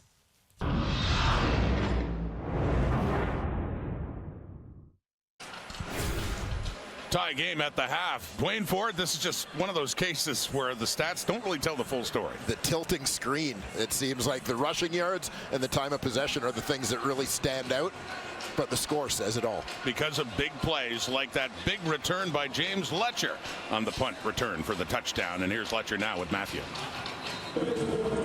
Well, James, about 5 minutes to go in that half. The Argos were up 12. Then you guys flipped the script on them. Take us through that return. Well, Coach sent a block on that return, so it really wasn't supposed to be a return. But anytime he called that, I know I just got to get what I can. And as soon as I seen the sideline was blocked out for me, I just took off and ran down the sideline, scored a touchdown, and did a little dance for my people back at the crib. This team is perfect on the road, save for that tie. What is it about playing on the road that you guys enjoy so much? It's just the atmosphere. We know we're coming into a hostile atmosphere, a hostile environment whenever we go on the field, whenever we go away game. So, we love that. We take it on our chin and keep it going. So we love playing on the road just as much as we love playing at home. Good luck in the second half. Thank you. I appreciate it. James Letcher, game breaker. Remember the Houston final last year when Toronto was getting back in the game in the second half and he returned a kickoff for a touchdown. Little deja vu for James Letcher in this one. So 22-22 the score. A tie game after a lot of dominance through much of that first half by the Argos, although not on the scoreboard. And there's Letcher getting ready to go to work again because the Alouettes will get the ball to start the second half. They come in at 11-2-1. They have wrapped up first place in the East Division with Ottawa's loss earlier today. Trying to keep the unbeaten streak on the road intact. And Letcher, after talking to Matthew, he gets the ball and he gets it up near the 50. Another good return for James Letcher. There's an injured Argo down on the field.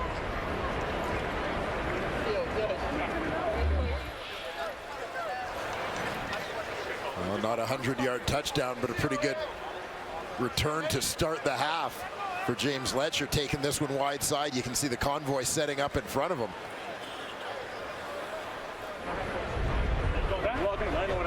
I can see that.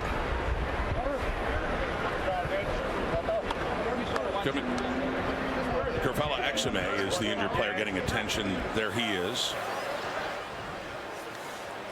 Well, former Alouette and Winnipeg Blue Bomber.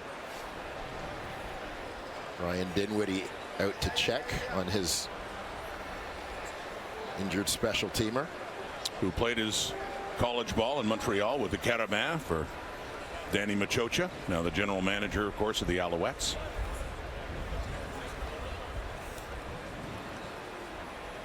Danny Machocha The reward for all the moves made last year was that Grey Cup title, and like every GM in the league has certainly faced his challenges this year with all the injuries, and there have been steady changes, but they haven't missed a beat really overall since winning the Grey Cup. No, they haven't. And I think a lot of it has to do with the fact Danny Maciocia and Jason Moss are just so much on the same page in terms of everything they do. Philosophically, they are so well aligned. These guys, their history goes back to Danny as coach and Jason as one of his quarterbacks in Edmonton. And I know whether it was Jason starting or Ricky Ray starting, Jason was a guy that Danny valued so much as a leader on those teams in Edmonton. Won a couple of Grey Cups together, and obviously the opportunity arose last year for the two of them to work together again, and it resulted in another cup ring for both of them. And it was really around this time too that they went on that long winning streak and never looked back. His former collegiate player, Kerfella Exame of the Argos, the injured player. We'll take a break and be back at BMO Field. Crave presents the next chapter in the Batman saga, starring Academy Award nominee Colin Farrell. The Penguin, an HBO original limited series, is streaming now, and it is only on Crave. Rod Smith, Dwayne Ford, Matthew Shinetti back here at BMO Field in Toronto. It's the final game of Week 17. It's getting late. Just 4 more weeks of football after this, and then we start thinking of the playoffs, and the Alouettes can look ahead to hosting the Eastern Final. Of course, a lot of games they have to play before then, but they have wrapped up first. The Argos still with a lot undecided coming into this game at 7-7. We get a tie game early second half. Montreal ball now. Handing off, trying to get the running game going. That's Walter Fletcher, who had the first touchdown of this game on a reception, and he carries that one and gets it across midfield. Interesting to see Montreal on this run play line up in a tight end formation. They get the fullback lined up on this side. And watch what he does in terms of the blocking scheme. Not taking anybody on, but Dallaire showing block and taking off up the seam. We'll see if that turns into a pass play to him a little later, since nobody went with him. 2nd down and 2 after the 8-yard pickup. Taking the handoff, Fajardo keeps it. First down, he slides inside the 45. And the Alouettes running the ball. That was the biggest discrepancy of all the stats in the first half. Even now, coming into that play, 155-14 for the Argos, who would run the ball a lot in the first 30 minutes. Yeah, absolutely pounding the ball, and I think they had a pretty good formula in terms of competing with Montreal. And again, you're looking at the top team in the league, unbeaten on the road. Argos had them tied at halftime. Felt like they should have been ahead, but they got to be happy to be playing them even. And the Alouettes, the 9th out of 9 teams in rushing yards per game, make it 3 straight running plays. Walter Fletcher again, and it'll set up a 2nd and short here for Montreal. Yeah, and a little misleading, right? When often you think of a team with a record like Montreal's and you think, yeah, they're going to pile up rushing yards at the end of games. But they have such a high percentage passing attack that sort of replaces a lot of their run game. And of course, that's something they had to think about on the roster when they let William Stanback go in free agency, signing on with the BC Lions. 2nd and 3. Here on the 37. Fajardo, he just swings it out there to Tyler Sneed, puts his head down and tries to roll to get the first down. Needs to get to the 35. That'll be close on this 2nd and 3 play. The Argos defensively did a pretty good job flattening this one out, not allowing Sneed to get around the corner and really get his shoulders going north-south. You'll see Sneed come right to left through the backfield on this one. Just watch the pursuit of the Argos D. Nice job by Tavares McFadden, the field corner. So not close enough to go for it. And so Jose Maltos has been admirable in the way he's filled in for David Cote early in the season. The highest field goal percentage in the CFL right now coming into this game. He'd only missed 2, 26-28 with the longest of 53. This one to put down inside the 45 for Maltos, but it's heading left. Just his 3rd miss of the season as Janarian Grant quickly takes a knee and relinquishes the lead for the Argos by the Rouge. Montreal in front again, 23-22. As we've shown you over the last couple of days, the CFL has been very involved in the recognition of the National Day for Truth and Recognition and Orange Shirt Day, intended to raise awareness of the individual, family, and community impacts of residential schools and to promote the concept of every child matters. And something that's very important to the Canadian Football League. The official day for Truth and Reconciliation is on Monday, but we saw this in Winnipeg last night at BC Place and Mosaic Stadium, and here today at BMO Field. Lots of orange shirts here in the crowd watching this game today. And Toronto has the football, and Kadeem Carey mentioned as a very busy time that, well, we saw a helmet go off, and it was easy to assume it was his because it's happened twice. It wasn't that time. It was Dejon Allen, the big right tackle for the Argonauts.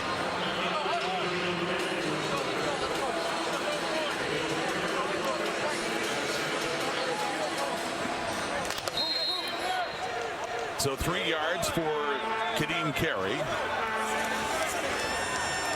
A 2nd and 7.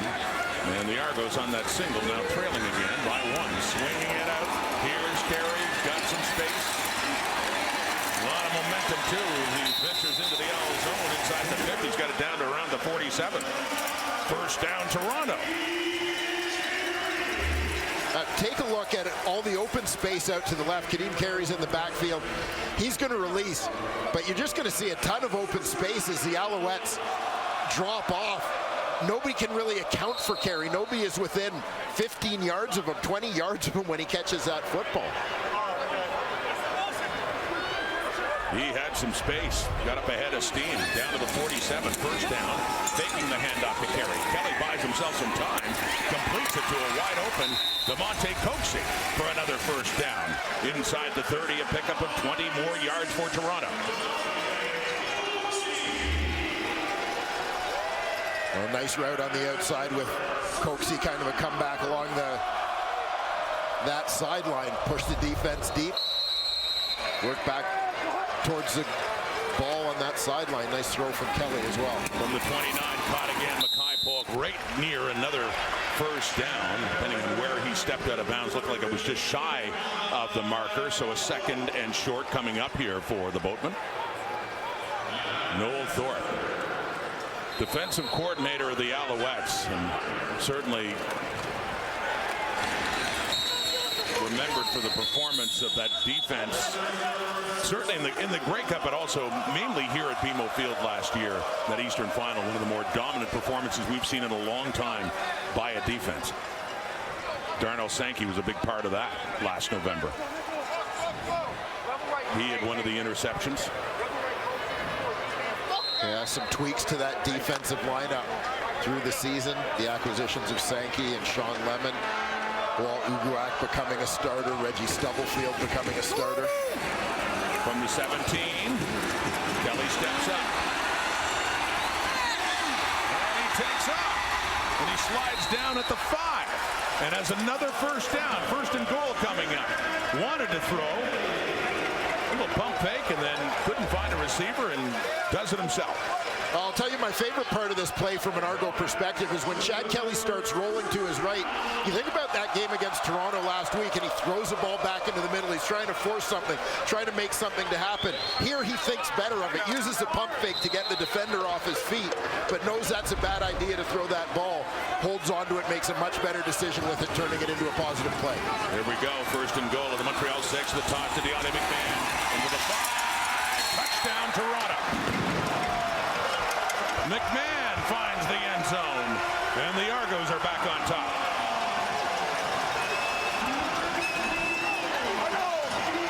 Well, we talked earlier in this ballgame about the quickness, the elusiveness of Deontay McMahon. We saw his speed when he reversed field on a run earlier in this ballgame, turned it into a big gainer, but here, just flat out outrunning the defenders to catch the corner of that end zone for the Argos. Touchdown.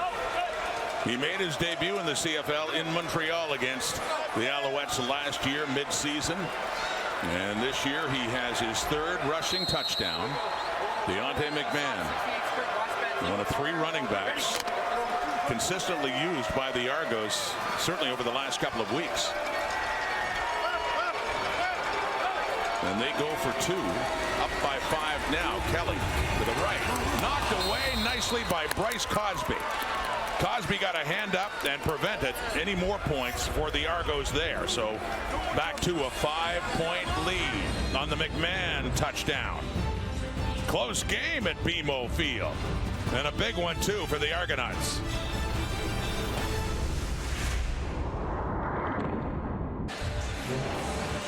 Looking back at that Argo touchdown, a couple of things I want you to watch. There's the halfback, Wesley Sutton. He's responsible for the slot back in this instance. And also be aware of Deontay McMahon in the backfield. As the slot motion's down, Sutton has to move in because he's in coverage with him. McMahon jump starts this on the out. Now Sutton is outflanked, and with the speed of McMahon and McMahon having that head start on Sutton, essentially, no way even a fast guy like Wesley Sutton can't catch Deontay McMahon in that race for the goal line. Just took that angle right at the pylon and tucked it inside for the touchdown. And the 2-point conversion try failed, so it's 28-23 Argos in Fletcher. And not this time. Some big returns against Toronto, including that 100-yard punt return touchdown in the first half. But out at the 30, Cody Fajardo, he is 12 of 13, only 1 incompletion, 131 yards, and a couple of touchdowns. Yeah, definitely pumped up those yardage numbers late in the first half, particularly a couple of big shots, including the touchdown to Cole Speaker. He had back-to-back throws to Speaker, including a beautiful touchdown pass. They got them close, and then the return by Letcher put them ahead before the Argos came back to tie it before halftime. Now a 5-point game. Alouette ball. First down. Taking the handoff off the Speaker again. Good yardage after the catch. The Alouettes have players who excel at that. Speaker still going. And dragging some Argos along the way is Cole Speaker. So we've seen big plays. We talked about him. That time Speaker accounts for a lot of that big play. Yeah, Cole Speaker channeling his inner fullback or tight end on this one. Catches the hitch. He's got 3 of his receiver buddies blocking for him. That gets him past the first wave, and Speaker, he's just going to drag the rest of the Argo defenders. Great effort. Cole Speaker, 3rd year out of Wisconsin lacrosse. Division III school. Inside the Argo zone, near side of midfield, Fajardo escapes it himself and pushed down. McManus had him, and then Metier to finish it off.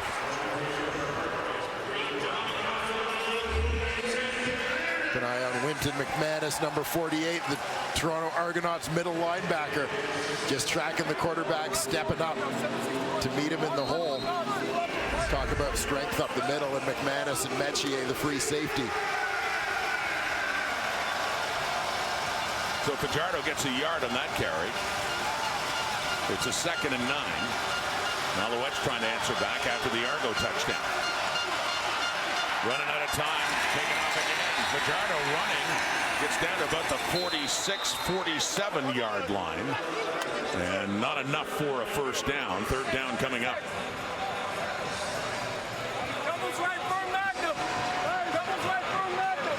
Yeah, interesting to see Montreal's not going to go with their short yardage unit, and I know it's solid 1.5 yards, 2 yards they need here anyway, but think about the struggles handling the ball their short yardage unit had in the first half. It's about 1.5 yards they need. Going for it on 3rd down and throwing. And knocked away. The coverage was there. Mark Milton on Reggie White. And a good defensive play by Milton, getting back in the lineup at the start at boundary half. And celebrating that and a turnover on downs. They were in the Argo zone. It was 3rd and a couple of yards. As you mentioned, no short yardage setup. Throwing and knocked away. Argo football still up by 5 in the 3rd quarter.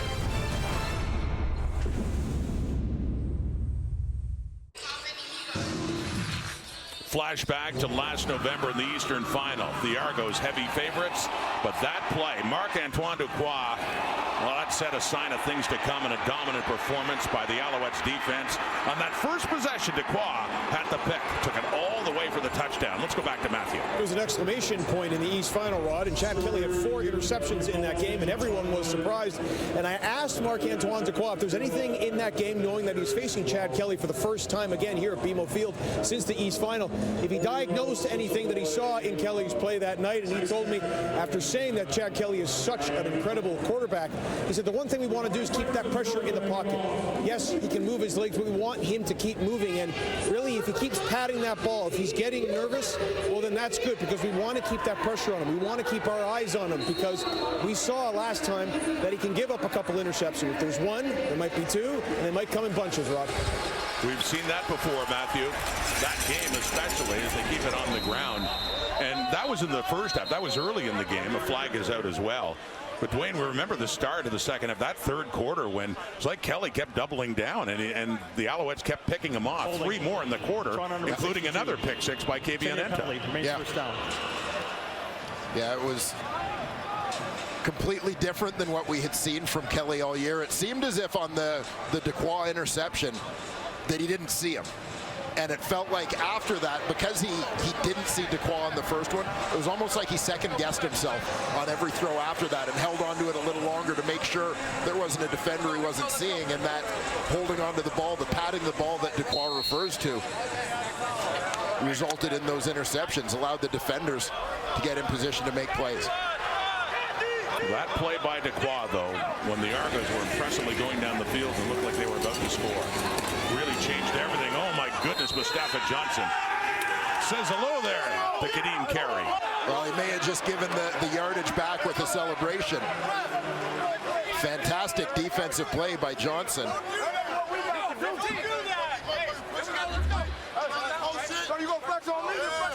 But for Mustafa Johnson lined up. 10-yard misconduct foul against Montreal number 94.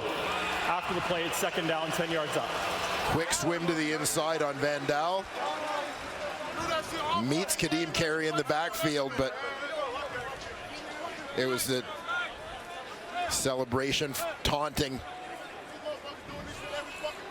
after making that terrific defensive play.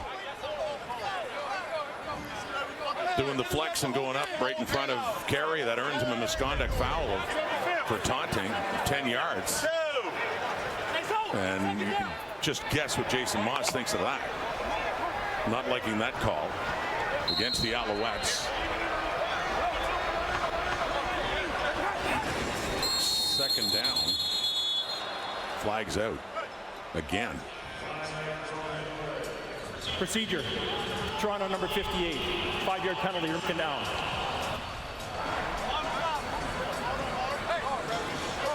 And Anthony Van Daal. It's been a terrific story for the Toronto Argonauts this season. Stepping in for Gregor McKellar at that right guard spot. After being an 8th-round pick, the 72nd overall pick in the draft last year. A year later, here he is starting. Still second and 19, though. Argos, Kelly completes that to Carey underneath. And Sankey and Beverett combined to take him down across the 50, but still third down and a good 3-4 yards to go as the punting unit will come on for Toronto.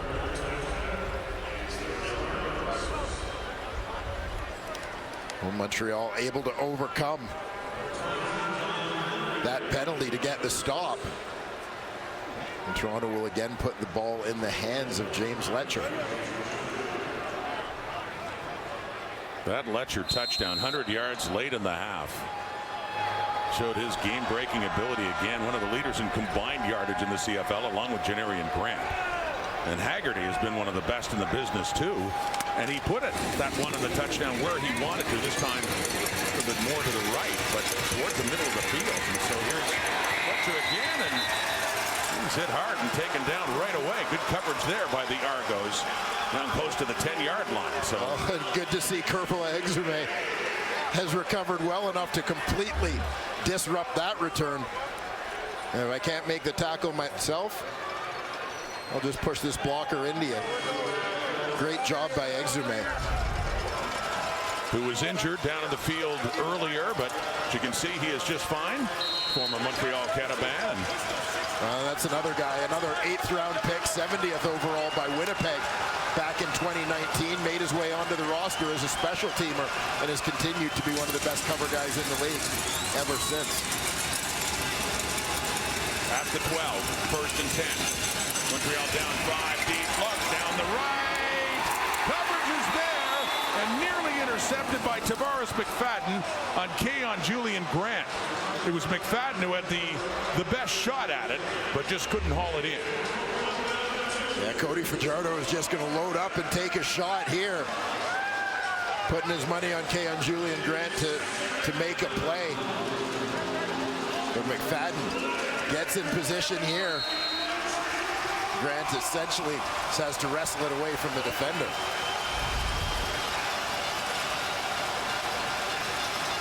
Crowd picks up at BMO. Pressure coming on Fajardo in second and 10. Into double coverage again for Reggie White. And Tunde Adeleke getting that start at strong side linebacker, the coverage linebacker position, part of breaking that one up.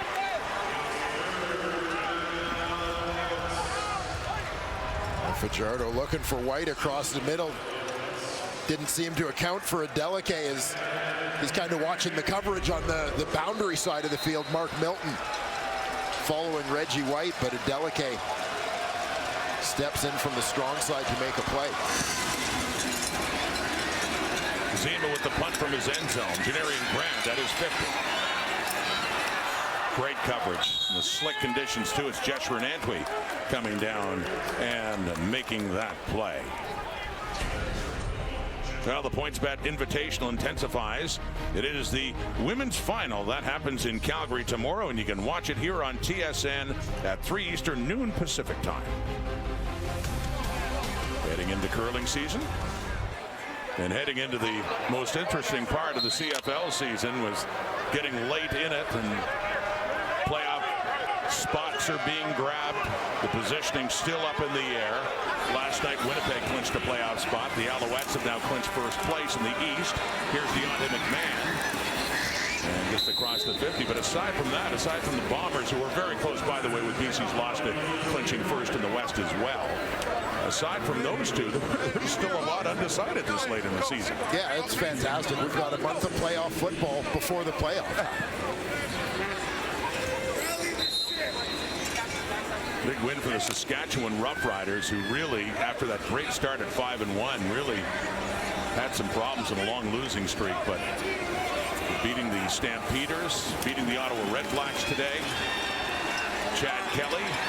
He had an open receiver and puts it a bit far for Polk. And fortunate that Alouette defenders weren't closer there, so that's incomplete. It's a 3rd down and 8, and John Haggerty's back on.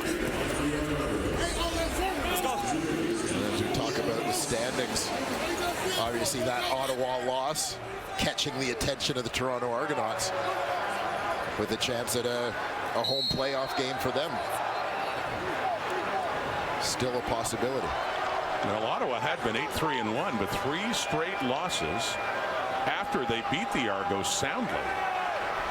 And they're 8-6-1, and they're still looking to wrap up a playoff spot.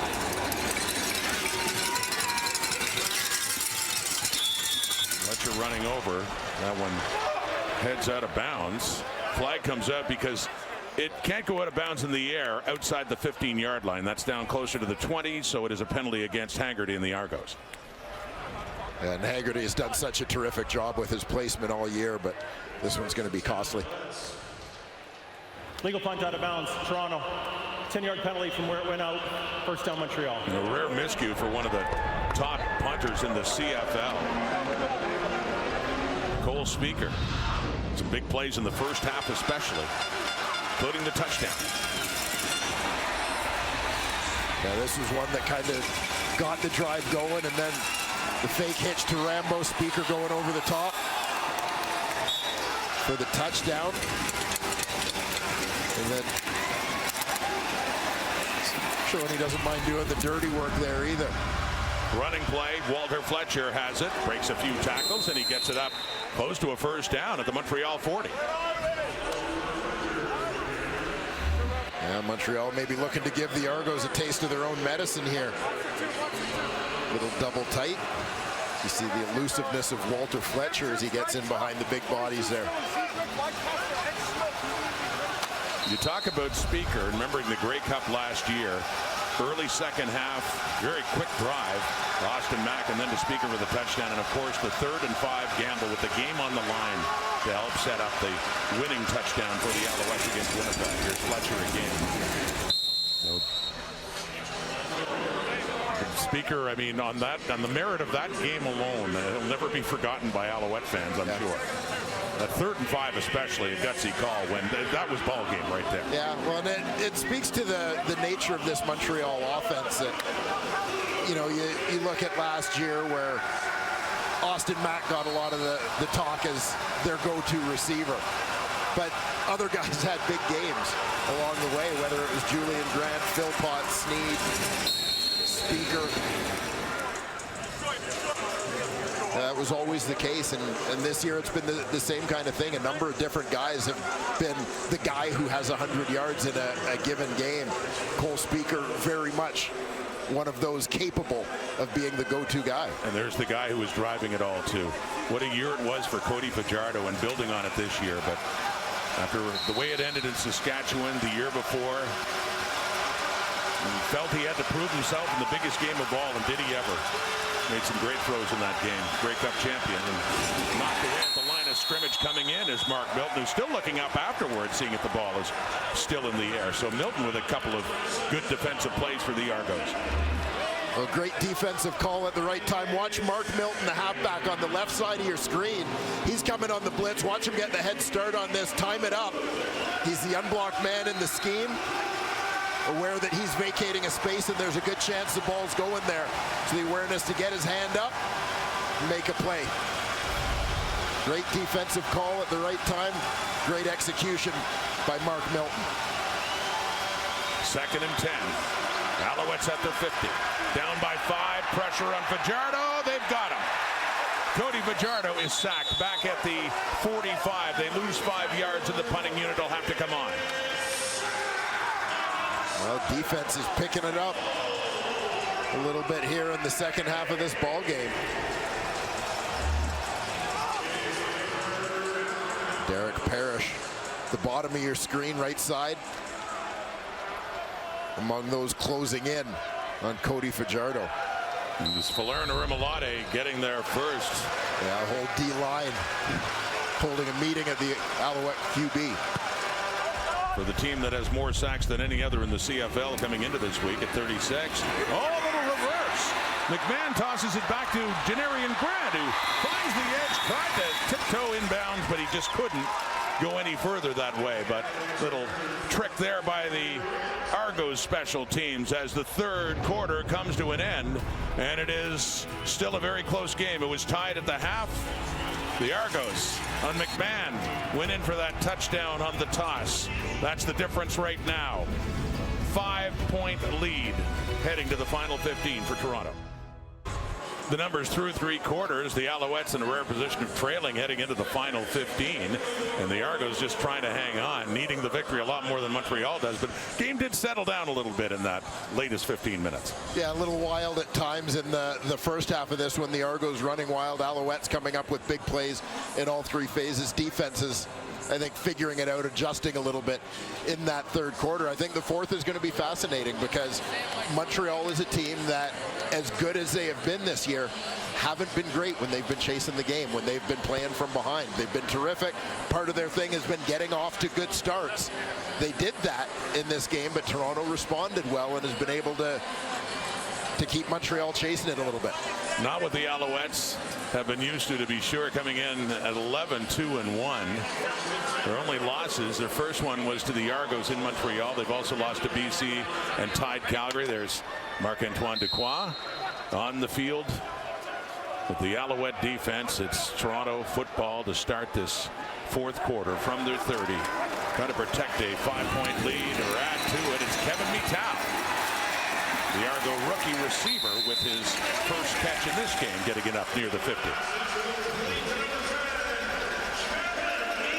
High percentage play, Kevin Mittal out of Laval. Talked about all the Canadians that started their college careers at Syracuse. A number of them transferring different places. Mittal, a Heck Crichton winner at Laval. Argo's first-round pick, and a guy who I anticipate his role growing and growing in this offense down the stretch. Picked up 19 yards, first down from the 49. Kelly going back and trying to complete it there to Coxie, right down at the sideline to the right and deep, but it's incomplete. Yeah, Chad Kelly under pressure, just taking a shot on this one. Coxie sees his quarterback in trouble, starts heading down the sideline.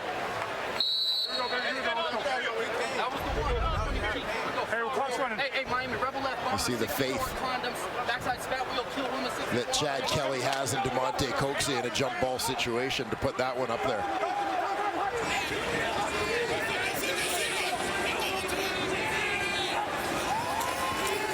Kelly under pressure. Tyrese Beverett coming in. Ike dishes it off to Bijan Brissett, who escapes the bunch and gets a first down. Sneaky. The Argos. When it looked like the Alouettes had Kelly wrapped up and down. A little bit of a magic trick from Chad Kelly. Brissett right in front of him. Kelly basically hands it off to him. Back at it quickly. It's Mackay Polk down inside the 45. Resourceful by Kelly and to Brissett to be on the same page there when Kelly was in trouble. The shortest forward pass in CFL history.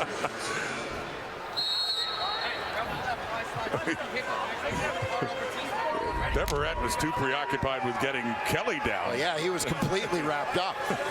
No one was accounting for Brissett. Big baby Brissett in his first game back since week 3. Kelly chased out of the pocket. He'll take off. He'll have a first down too. Slides down closer towards the Alouette 30. Kavion Ento is there. And he's still sitting down and checking his right foot, right leg. And yeah, seemed to be reacting like it was a cramp, looking like he's trying to stretch out his calf, and hopefully that's all it is. So the training staff coming on to tend to Chad Kelly. We'll take a break and be back here at BMO.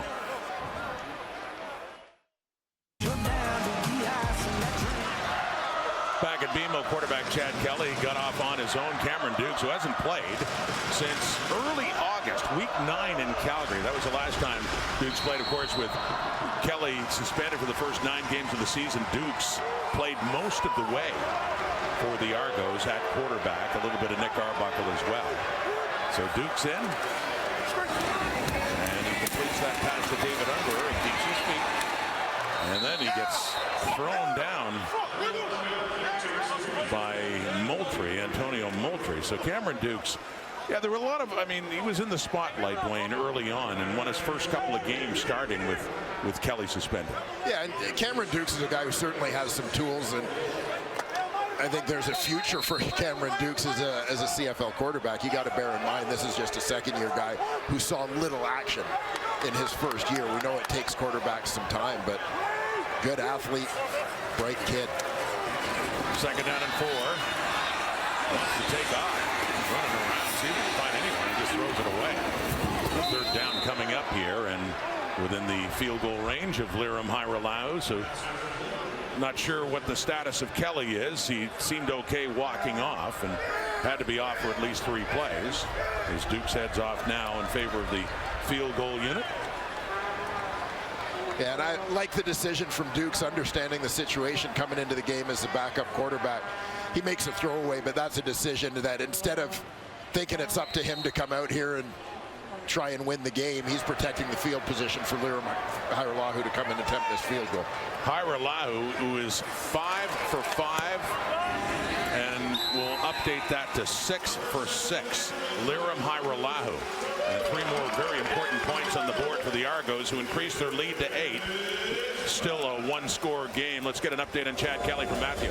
No big concern for Chad Kelly here on the Argos sidelines. Came off. The doctors did not look at him, but he was hydrating. Probably an indication of a cramp, but he seems to be pretty good with the iPad on the Argos sidelines, right? Okay, Matthew. Yeah, you can see Kelly stretching out that calf as soon as he went down, and actually heard him just before we went to break, yelling to the trainers as they were coming out, "I've got a cramp." So another pretty good indication that it's a cramp. That'd be the best indication. I think so, yeah. So you're saying you think it's a cramp? I'm thinking it might be a cramp. Up at the 40 and a 1st and 10 after the field goal by Toronto. Back to Walter Fletcher. 5 more for Fletcher. The Alouettes run the ball a little bit more in this second half and trailing now by 8. Still a 1-score game, but of the biggest variety. Well, big defensive stop for the Alouettes on that one. Force a field goal as obviously it keeps this as a 1-possession game. We know the Alouettes go for that high percentage game, but pick their spots and go in deep. 4-man rush, Fajardo. He completes it to Charleston Rambo, who backtracks a bit, but still has enough for the first down for the Alouettes, just across the 50. And here's Charleston Rambo. Just working across the formation. Finds a little hole to sit down. Good effort after the catch to fight for that first down yardage. Injured Alouette in behind the play. It's the left tackle, Nick Callender.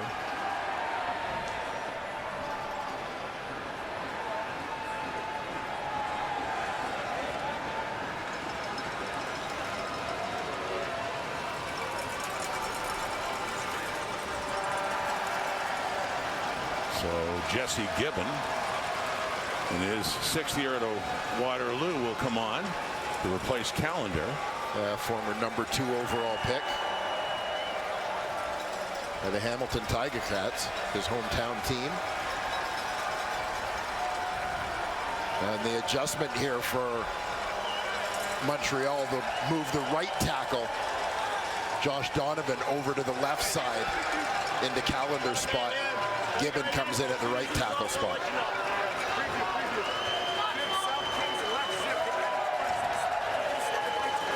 Along with Philippe Gagnon and Justin Lawrence, who won a Grey Cup to center there, 54.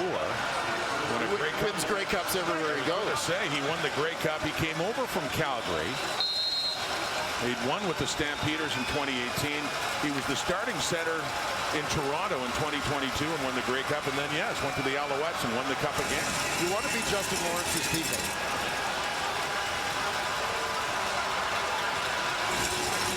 First and 10. Fajardo rolls out to the left, throws it that way and completes it to Julian Grant. The Alouettes have something going now. 4th quarter, a little over 10 minutes to go, down by 8 and into the Argo zone.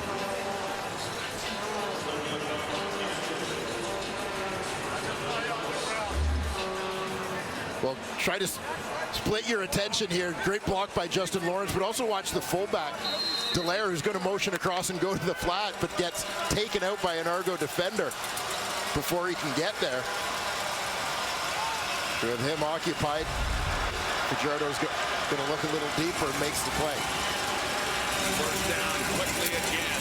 That's Tyler Snead with it as when McManus comes in to take a late punch at the football after Snead is down, and he has almost enough for another first down.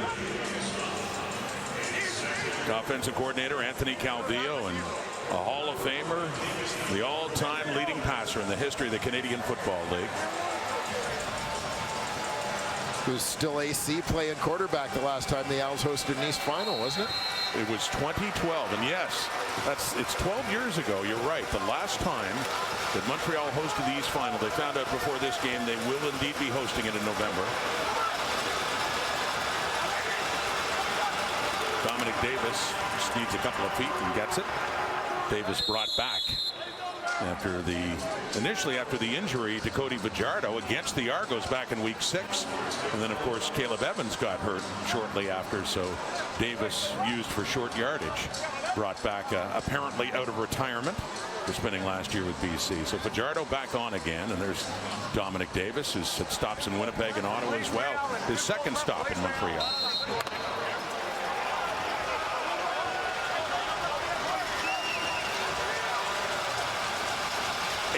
.40 and counting.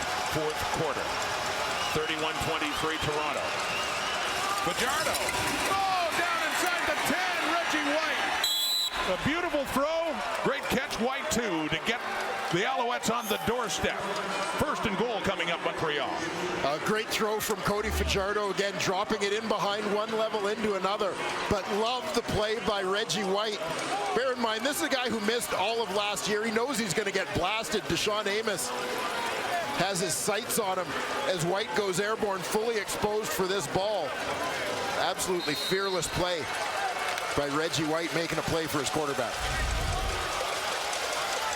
So the Alouettes down a touchdown in the fourth quarter and 2 yards away from getting it.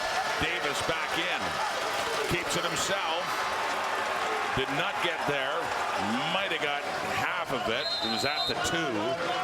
Let's see where they spot this ball. Whole lot of big bodies colliding at the line of scrimmage. The Argos get the advantage in this one. Jake Serezna and others in the middle of that. Big moment here for the Toronto Argonaut defense. They need 2 more stops if necessary for Montreal. Timeout, Montreal. As Jason Moss calls the timeout. Yeah, critical play. Jason Moss wants to make sure they've got it right here.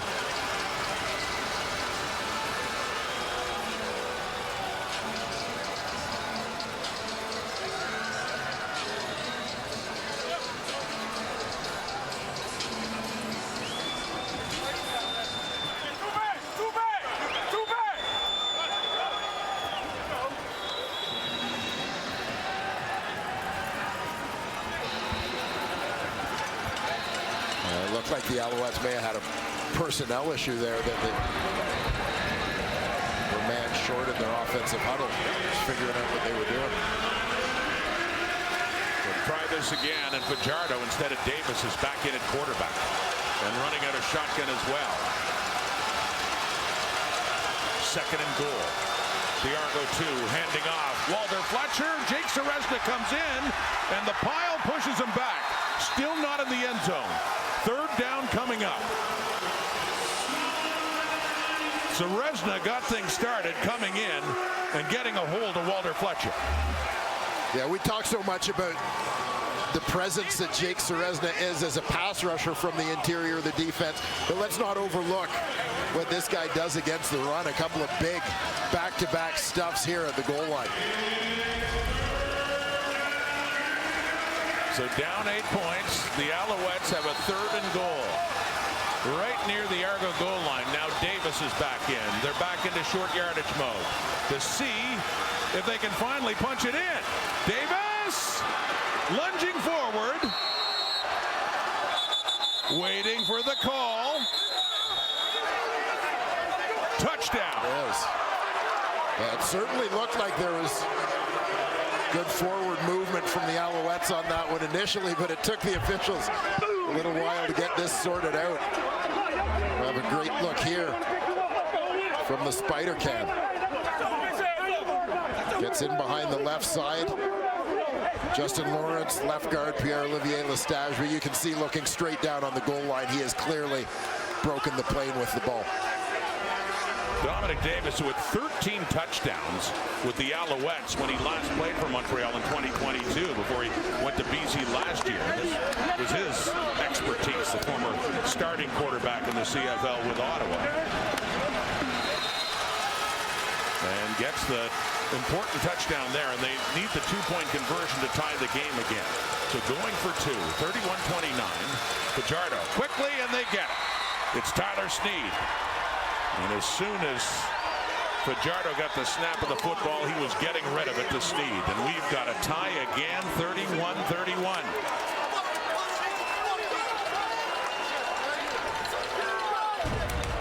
The Alouettes have clinched first, but don't tell them they've got nothing to play for. We got a close one here, trying to stay unbeaten on the road.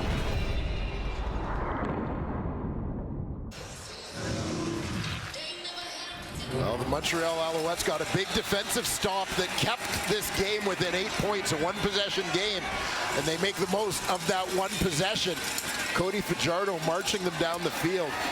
9 plays, 70 yards, 5.5 minutes on the clock. Laid up here in the third quarter. Huge catch by Reggie White sets up the Dom Davis plunge at the goal line. Tyler Sneed chips in with the 2-point convert to even the score. And tie it up again. It was tied at the half 22-22, and it is now tied 31-31 with just 6 minutes left in this game. And Deontay McMahon taking the kickoff across the 30, 35, works his way up to the 40. For the Argo offense to come back on the field. We got a ball game here late at BMO Field. Oh, that head coach is always fired up, isn't he?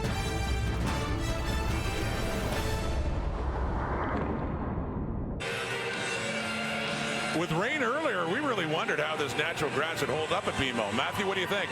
Well, so far, Rod, pretty good after a downpour early on in the game. I actually stood in the end zones a few minutes ago. It is chewed up between the hash marks going down the field, and you can see all that leftover grass here on the sidelines for both teams.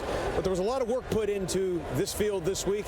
The grass was let to grow a little long. It was seeded a little bit. And if you want to see the effect of the grass field, look at Kadeem Carey's jersey. Not only is it ripped, but I don't even think it's got a shade of blue on the back anymore, guys.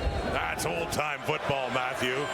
Like the sight of that. And overall, Carey has his ball there and takes a pop and keeps going. That helmet keeps coming off. Dangerous sight, and he still gets up, fired up, and he has to signal another first down. We've seen that a few times tonight.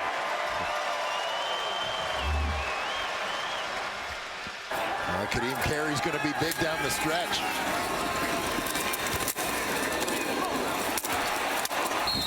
Oh, my goodness. Oh, my. I'm going to tighten those straps. I was going to say, he might need an extra strap on that helmet. Or a smaller helmet. So they did mark it back. No first down, because once the helmet comes off, the play is dead. They put the ball a few yards back from where he ultimately got to. So it's a 2nd and 3 now after that. 7 yards by Carey. Chad Kelly, as you can see. In this game again, and running hard is Daniel Adebaboye. Left side, Deontay Ruffin finally knocks him down, but a big carry, biggest for Adebaboye in this game, as the Argos continue to run the ball well. Watch this fantastic cutback by Adebaboye. Just a great read. He's going to start right and bend this all the way back. Ryan Hunter doing a nice job all by himself on the island, making his first start at left tackle. Gets things locked down, allowing Adebaboye to take it around the edge. Gain of 26 yards and a first down for the Argos, who had a lead. Saw the Alouettes drive back and tie it. Now trying to move in front again, getting late. 4 minutes, 10 seconds. Oh, coming in. Good play there by Kabion Ento and David Unger just as the ball was arriving, and knocks it loose. So 2nd and 10 coming up. Yeah, Ento, another one of those guys who became a starter partway through last year. And you think about all the impactful plays we've seen him make over the course of the last season as a Montreal Alouette. This one's basically a race to the football as Unger is slanting to it. Ento coming downhill, able to get a piece of it and break up that play. 2nd and 10 at the Alouette 37. Kelly finds Coatsy. 30, turns back, keeps his feet, first down, doesn't want to go down. And finally, does get hauled out of bounds. Very good play by Coatsy and the Argonauts. Well, we talked earlier in this ball game about the fact that for so many teams, it's playoff football for the last month of the season. The Argos certainly one of those teams. Demonte Coatsy personifies that with his effort on this run. It's finally Beverett among those grabbing the jersey and convincing him to finally go down. First and 10, Alouette 22 in this tie ball game. Argos threatening again. Handing off, Kadeem Carey. Dirty jersey and all. Helmet comes off again. If we're doing a helmet off count, I'd say that's 4, is it not? At least 4 times. And he can't signal a first down on that one, but he does pick up about 4 yards. And he heads off again, helmet in hand. Where the beating? Argos equipment man Danny Webb working on getting that thing to stay on. 2nd and 6. Kelly quickly off to the right. It is caught. Daniels off his shoe tops. Makes the catch. Still not enough for a first down. He gets it inside the 15, but there's still a couple of yards shy. There's something out of nothing here for Javaris Daniels, as this play looked like it was doomed at the line of scrimmage. 2nd straight week the Argos are in a game like this, back and forth. Remember the one against the Ticats last week that they had a field goal to move ahead, and that was with about a minute to go before Bo Levi Mitchell led the Ticats back for the game winner. We got a finish coming up. 3-minute warning is given.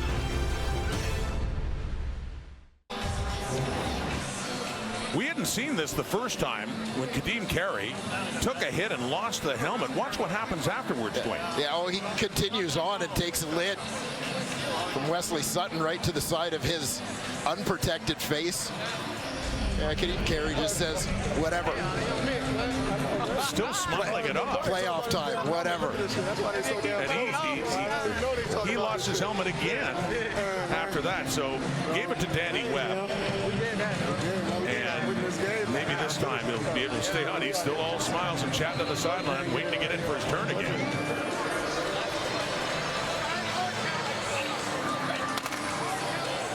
Big 3rd and 3. The kicker, Liram Hairelahu, not sent on to give them the lead.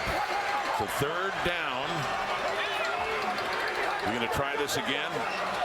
Well, we got a little finger pointing now. They're trying to draw the Alouettes off. Now a flag comes out. It's DeJon Allen who got up the right tackle and started pointing.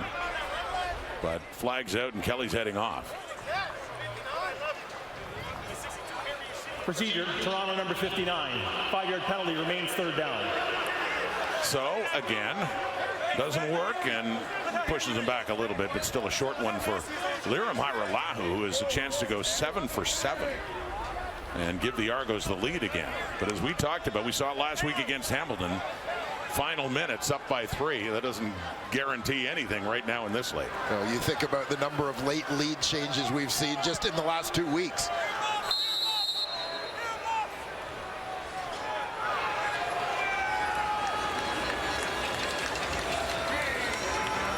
From 27 to go 7 for 7. Liram Hairelahu sees the Argos take the lead. Let's go back to Matthew. Well, I just talked to Danny Webb, guys, as he was examining Kadeem Carey's helmet. Now, these helmets are custom fit to each player, scanned to their head before the season. 13 rushes for 90 yards. All the hard work Kadeem Carey's been putting in on the field, and we have seen it. Looks like Danny Webb was just trying to go ahead and clear it of all this sweat because Kadeem's working so hard it keeps slipping off. Let's see if that happens in the last 2:17, guys. Thank you, Matthew. And if that doesn't work, maybe glue next time. Yeah, they need Kadeem Carey if they're going to try and close this one out. Terrific, close football game here. You know, we saw the shot of DeMonte Coxey fighting down the sidelines. Kadeem Carey taking shots to the head with no helmet on. And I can't help but think about our discussion with Winton McManus this week and the word he used, urgency. Yeah. Just a sense of urgency for the Argos that every play matters, every inch matters. You got to sacrifice whatever it takes, and they're demonstrating that for sure. And Liram Hairelahu has tied an Argo franchise record with 7 field goals. He's 7 for 7, accounting for 21 of their 34 points, and actually consider the points after 2 for Hairelahu. Yeah, good day for Liram. 7 field goals, and his Western Mustangs beat Queens at homecoming, right? You just had to bring that up, eh? We went all this time late in the 4th quarter. Queens still having a good season, though, Dwayne. It's very competitive. OUA. former Western Mustang, Lirim Hairolahu. That's taken by Lecce. And he gets taken down shy of the 35 for the Alouettes, trailing by 3.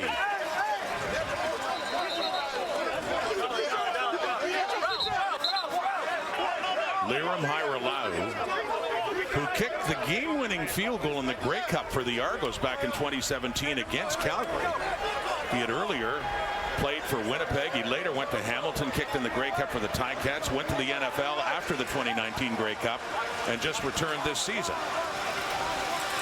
And he's had some late dramatic field goals. We talked about that last week. It wasn't a walk-off, obviously. It was a late field goal to put them ahead for a time before Hamilton came back and won it. But he's had 2 other walk-off winners and a walk-off miss, if you will, with a rouge against Saskatchewan. There's Walter Fletcher. And coming in, Mark Milton, taking him down, limiting the damage there. Well, Mark Milton trying to put a claim on that boundary halfback spot that has seen a number of different players start for the Argos this season. A couple of big plays for him today. Guy who started the season with the Hamilton Tiger Cats. He was let go. The Argos brought him in. He's played a lot of special teams. Doing a great job here as a starter today. 4 receivers out to the left, 2 to the right. Fajardo quickly looking left. It is caught. It's Julian Grant. And that second down, still shy of the 40. It'll be 3rd down and long coming up here for the Alouettes.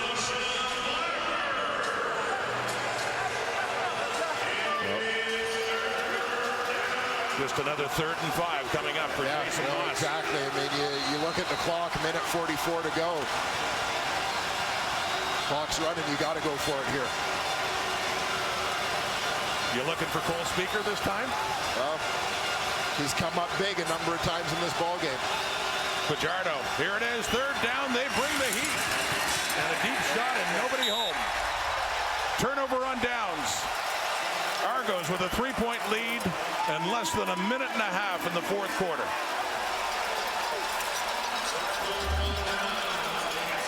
Yeah, Argos loading it up close to the line of scrimmage.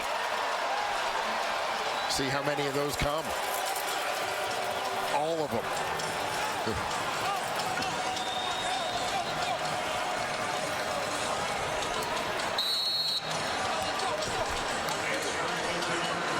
8 guys, 8-man pressure means Cody's got to get the ball out of his hands in a hurry. Let's go.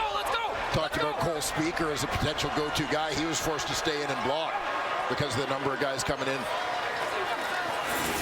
Kelly falls as he hands off to Adeboboye. So Matthew talked about the footing here at BMO, which by our view from this vantage point is not as bad as it was last week against Hamilton, where players were sliding all over the place, and this is with rain coming today before this. Yeah, no, it has certainly been better combination of the efforts of the ground crew and probably a level of preparation by these 2 teams based on last week as well. But yeah, you could certainly see that all the seeding that they had done when I was out on the field prior to the game.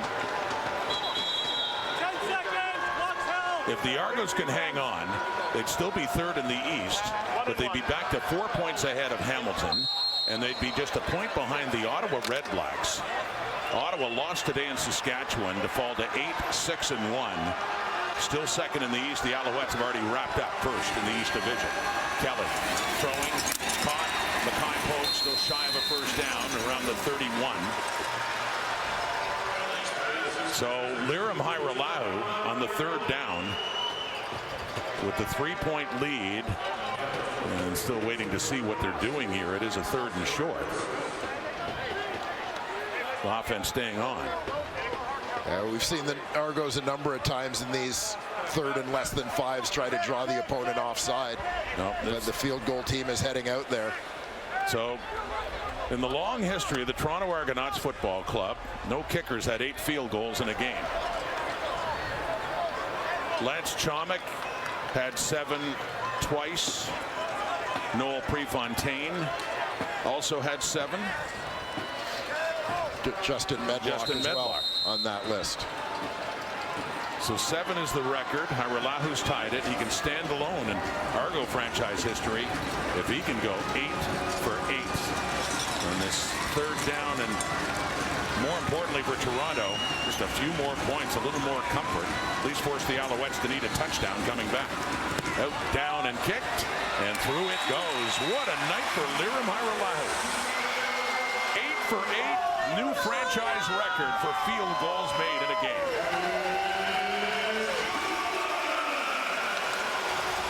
And this is why the Toronto Argonauts went out and got this guy as a free agent when he let it be known he was ready to return to the Canadian Football League after exploring his NFL opportunities for a couple of years.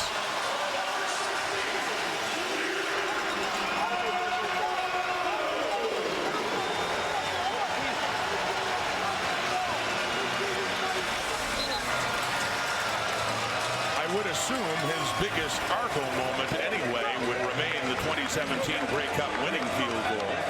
But he, in his first year back in the CFL, has had a lot of clutch kicks for the Argos and a lot of big moments too as he gives the cleats one more little clean before heading back on.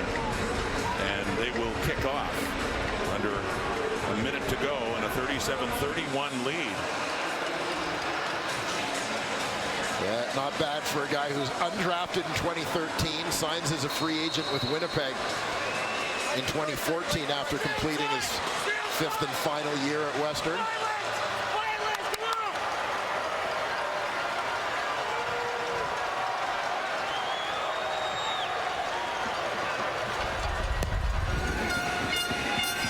Trying to hang on in the final 49. The Alouettes need a touchdown now.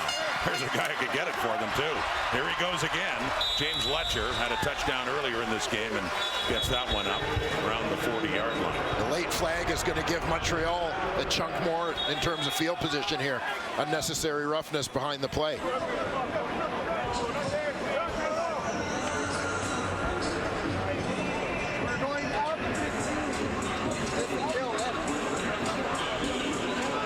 If the Argos can hang on. 15-yard misconduct foul against Toronto number 90. Going up 15 yards from where the ball went dead, first down. Flagging Teodric Hansen, that penalty off the kickoff. Yeah, you see Hansen tied up there with Terrell Richards, two of them in a wrestling match, but it's after this.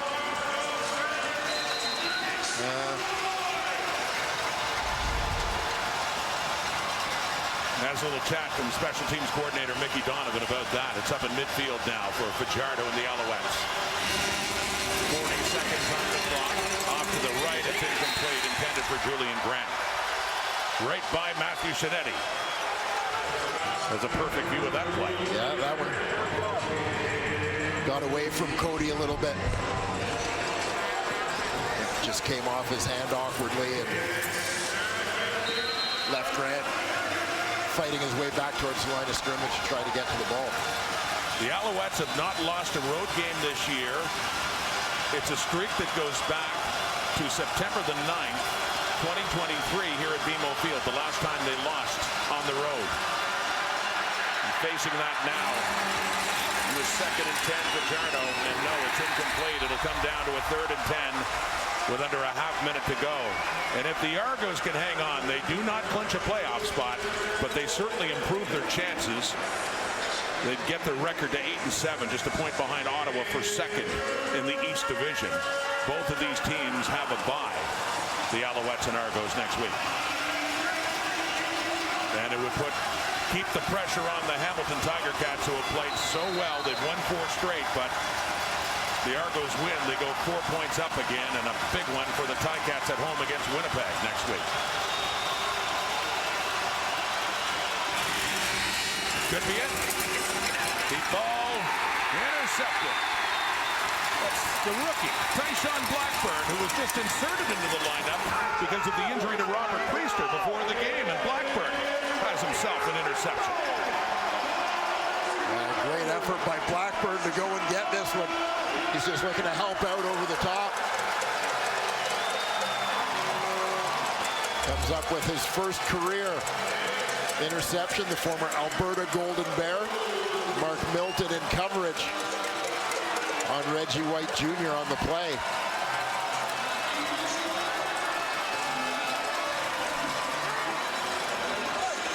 Blackburn drafted in the 3rd round this year, 27th overall by the Argos. As said, just a late addition to the lineup, and he's hanging on to that football.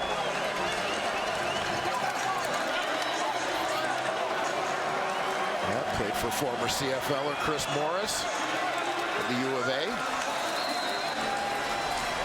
So 22 seconds in victory formation for Kelly and the Argos, and a long, dominant road run by the Montreal Alouettes comes to an end today. But so too does the confirmation that they are the first place team in the East Division and will finish that way and will host the Eastern Final for the first time since 2012. Jason Moss knows his team is back to being 1 win away to getting back to the Grey Cup. And you know that Kelly and the Argos would love a chance to meet them there in November in the East Final and turn the tables. But first, they have to clinch a playoff spot. And the way things are right now, nothing should be a given for the other teams. No, it's playoffs all the way around already. We've got a head start, but big credit to the Toronto Argonauts today, playing the top team in the CFL. And they had the perfect formula to get it done. Got off to a great start, basically stayed ahead the entire game. So the Argos, they win and they get back above 500 at 8-7. A point behind Ottawa for second. The Ticats in fourth, 4 behind with a big one coming up against Winnipeg. Stampeders, Lions. Friday Night Football next week as well. Thanks for watching the CFL on TSN. SportsCenter's next.